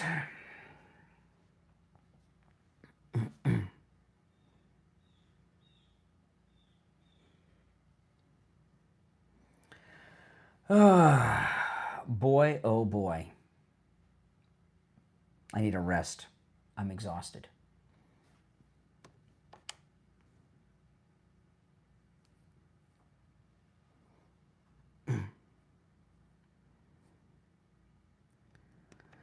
All right, and we're back. It's time to check in with William Youngerman from the offices of William Youngerman Incorporated with the Morning Gold and Precious Metals Report. William Youngerman, how the metals looking?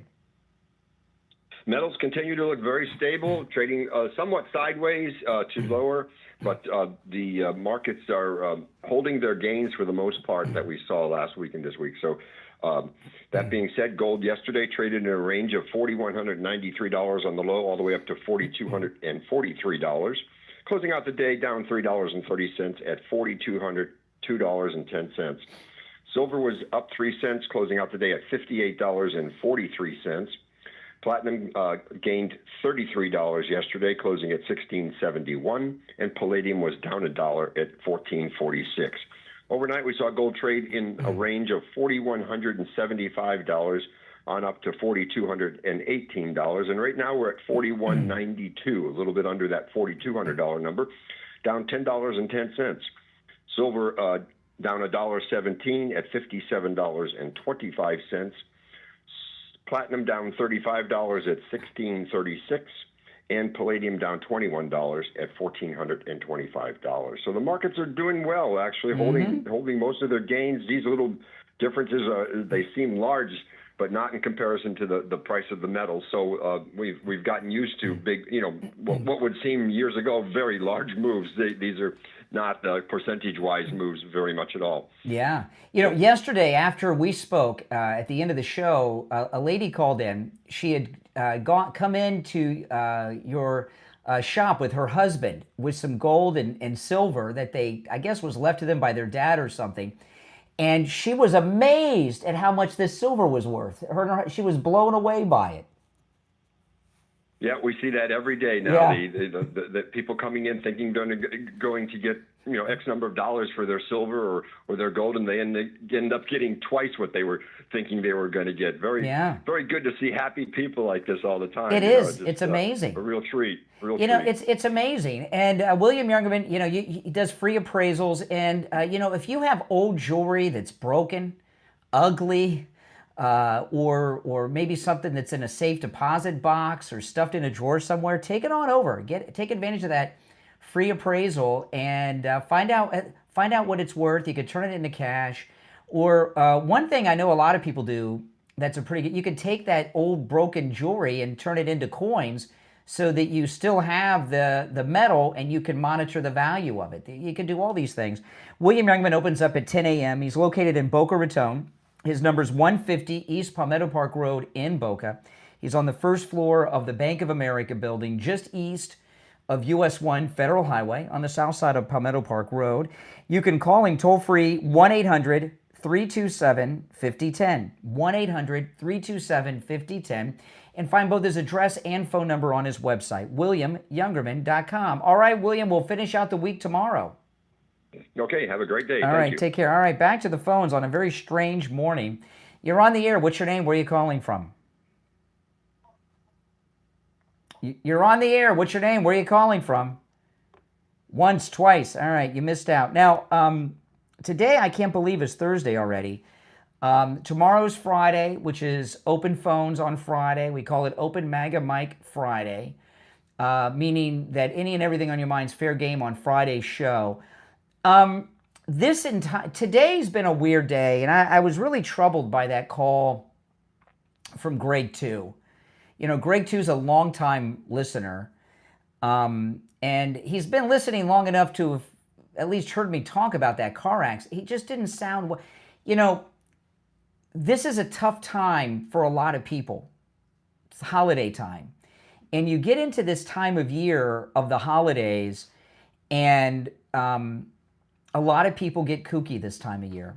That's just what it is. And I try to go a little easier on people like that because the holidays, I can only imagine. I've got a wife, a daughter, a family, my mother, and friends, and a lot of people don't have any of that.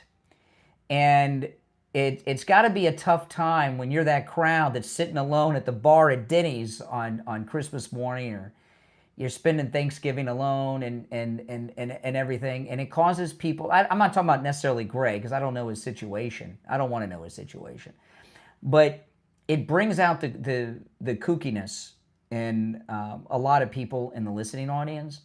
So those of you that are new to the program, the month of December is it's a rough time for people. So I do try to be a little more understanding to some of the lunatics that we hear from. But I wanted to end on what I consider to be the most important story of the day, and it's where I began. I want to end where I began. They're really trying to make something out of that narco-terrorist drug boat that they took the 2 shots at. And ABC News' Martha Raddatz reported the truth about it yesterday.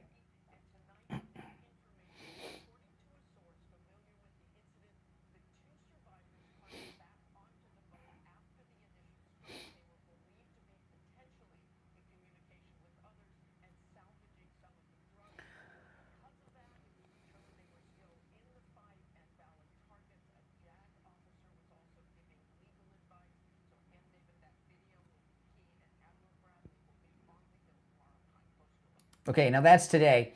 And, it's so, Martha Raddatz is as Democrat liberal as it gets. She's not even embarrassed by it as a news person. So now we're going to get to the truth. That's okay. They'll move on to another fake narrative. They go from fake narrative. It's like, you hear me talk to some of these callers. They ask a ridiculous question. I answer it. Then they move on to the next ridiculous question. And that's how the fake news media are. They'll try to get another false narrative going. But they're going to, the admiral's testifying today. The president said they're going to release the entire tape. Now we find out more information, a lot of information. One, they had a JAG officer who was giving them information and okayed the strike, that's very important, right? Because, it's really strange that these military units have to have a lawyer with them, but they do, and they did, and they got the okay. We find out now that they weren't clinging on for dear life, that the boat survived the first attack. It might have been sinking. I don't know. We'll see when we get the video. But maybe it was a near miss. Maybe it just did some damage. We don't know. We'll see the full video soon. But that they weren't clinging on to life, that they were in the boat and they were calling for backup. And that the JAG lawyer's legal opinion was that it was okay, the second strike. So that's that. I'm sorry. It's amazing to me. I didn't even realize this until they asked the president yesterday, are you going to release the full video? I had assumed that the media had seen the full video, but they haven't. And the Pentagon is ground zero for their attacks on the Trump administration. They're pushing hard to get rid of Pete Hegseth. It's not going to happen. Even if Trump is upset with someone, he's not going to let anyone in the cabinet go, at least not until after the midterms. It's just not going to happen. He's not going to give them that victory. Not that anything's wrong with Hegseth. Hegseth is fine, and he's doing a great job, and we all love him, and he's doing a great job. But I don't know why they have in their mind that this is going to lead to him being removed from office. I don't understand. It's because they're in that Trump derangement syndrome bubble, so they don't have anybody in their orbit that's seeing things rational. Also, I want to mention we have a new sponsor that just joined us today, our accountant, and that's Jamie Levac from Swift Tax. He called in earlier in the show. The entire tax code has changed because of the big, beautiful bill. You want to call Jamie Levac from Swift Tax. I'm going to give you his number. This is his direct number. I'm going to give you in a moment. If you are receiving Social Security, call him. There are major changes in the tax code for those of you receiving Social Security. Those of you that receive Social Security and work, you want to call too. But no matter who you are, you want to call him. Everybody needs an accountant. You want to, this was the biggest tax cut in history. President Trump gave tax cuts to people that never get tax cuts. There are people out there that may not have needed an accountant in the past. You need one now. And no matter where you're located in the United States, Jamie Levac from Swift Tax can help you. He comes highly recommended. He's very, very good. You heard him when he called earlier in the show. He's offering concierge service, meaning that he's going to sit down one-on-one with you. You want to call now before the end of the year, before the holidays get here, so you can get everything you need in a row before the end of the year so you can take advantage of all these big, beautiful bill tax cuts. His number, again, this is his direct line, so if you get his voicemail, Leave your name and number, and Jamie Levac from Swift Tax will call you back. 954-773-1587. 954-773-1587. That's 954-773-1587. You're on the air. What's your name? Where are you calling from? You think we should get... No, yes, I do. See what I told you? This is the, you know, people think that Halloween's the with the zombies and everything. It's every December. I remember once, and this was a crazy thing. This was in the month of December years ago, and this was Steve's idea. I'm not suggesting this, and you know, now that I'm mentioning it, Steve may want to do it again. We went the month without taking calls, the entire month without taking calls. And I remember when Steve announced that, I'm like, I don't know, Steve. Those were some of our best shows. But we did, because the month of December is the month of weirdos every single year. It's that way. Out of the whole year, it's the way it is. Plus all this winning that's going on with Trump on top of it. Well, listen, don't forget, tomorrow is Open MAGA Mike Friday. It's open phones every Friday. Any and everything on your mind is fair game on Friday's show. If you're watching me online, don't go anywhere, because I'm going to just got some breaking news. I'm going to continue after we sign off. This is meaning that the show prep is up to you guys on Friday. Okay, Friday's show was open phones. The show prep is up to you all. I'm Brian Craig. This is the Steve Kane Radio Show, Florida's longest running radio show, on the radio since 1977. We'll see you tomorrow at 6 a.m. Take care. I just got a breaking news headline. Listen to this. In the Hill, FBI makes arrest in January 6th pipe bomb incident at DNC GOP headquarters. Oh my goodness. Let me see what we got here. It just came across my notifications from the Hill. Let's see if they have it. It's not even on the, let's see here. All right. Let me pull the story up. The Hill, the FBI has made an arrest in its nearly 5-year-old investigation. This is good for a number of reasons. First of all, Kash Patel promised this just like a week or two ago, right? The FBI has made an arrest in its nearly 5-year-old investigation into who placed pipe bombs outside the offices of the Democratic and Republican National Committees the evening before January 6th. The arrest marks the first action in the case in years, as police have been unable to identify the suspect, whose face was largely shielded in video footage that showed them laying the bombs near the party's headquarters. This is in the Hill, by the way. The FBI did not share any additional information about the suspects. This is developing. Let me see if we got... Now the Gateway Pundit was saying that they thought they knew who it was, and I didn't report it because we needed some confirmation. No, there is nothing on the Gateway Pundit. Let me look on X.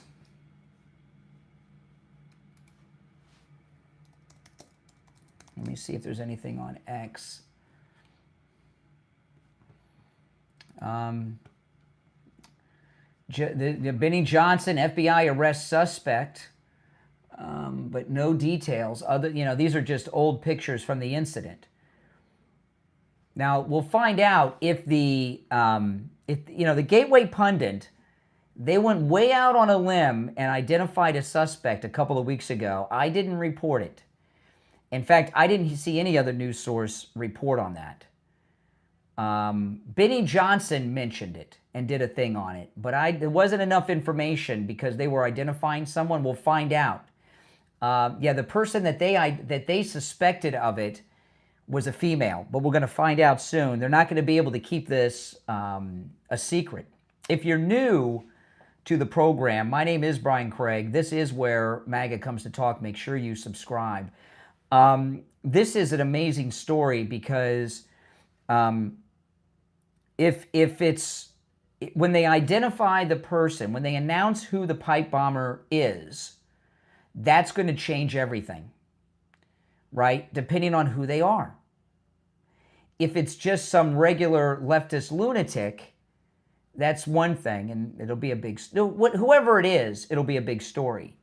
But if they're identified as someone who is connected, you know, that's a whole nother thing. And I'm surprised that they announced the arrest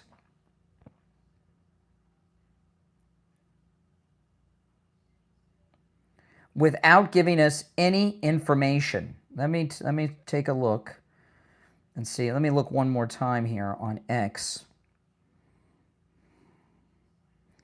Yeah, this is a big one. And let me tell you, this could be redemption for Cash and Bongino, right? I mean, if Cash and Bongino have been working on this this entire year that they've been running the FBI, that will redeem them. And you know, this is maybe one of the most important arrests made, even bigger than Comey in his indictment, depending on who they are and if they're connected. If it's just a regular Antifa lunatic, it's still a big story.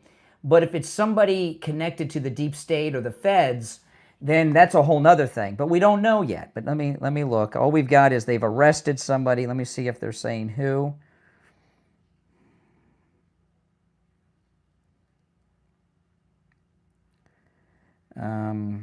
No, nobody is no one is. No, they have not identified them. They're going to have the FBI will have a briefing this afternoon after the arrest of a man in Virginia who they believe is the pipe bomber. Somebody just posted on X. But this is just a regular person who wrote this. This is not a media outlet. Let's see here. Okay. Here's... let me see here.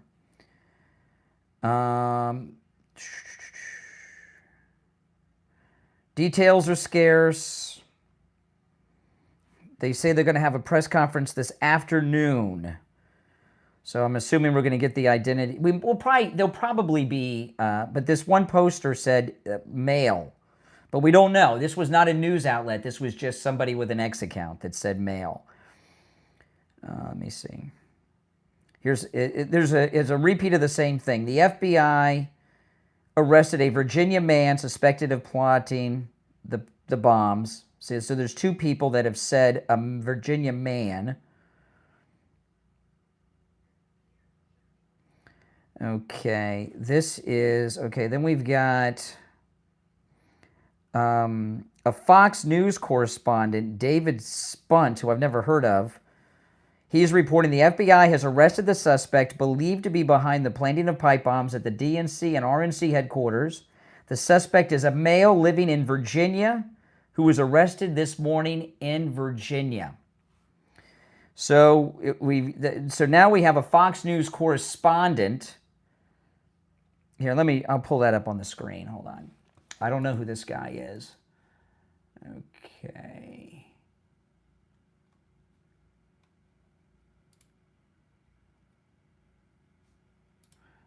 Pull this up.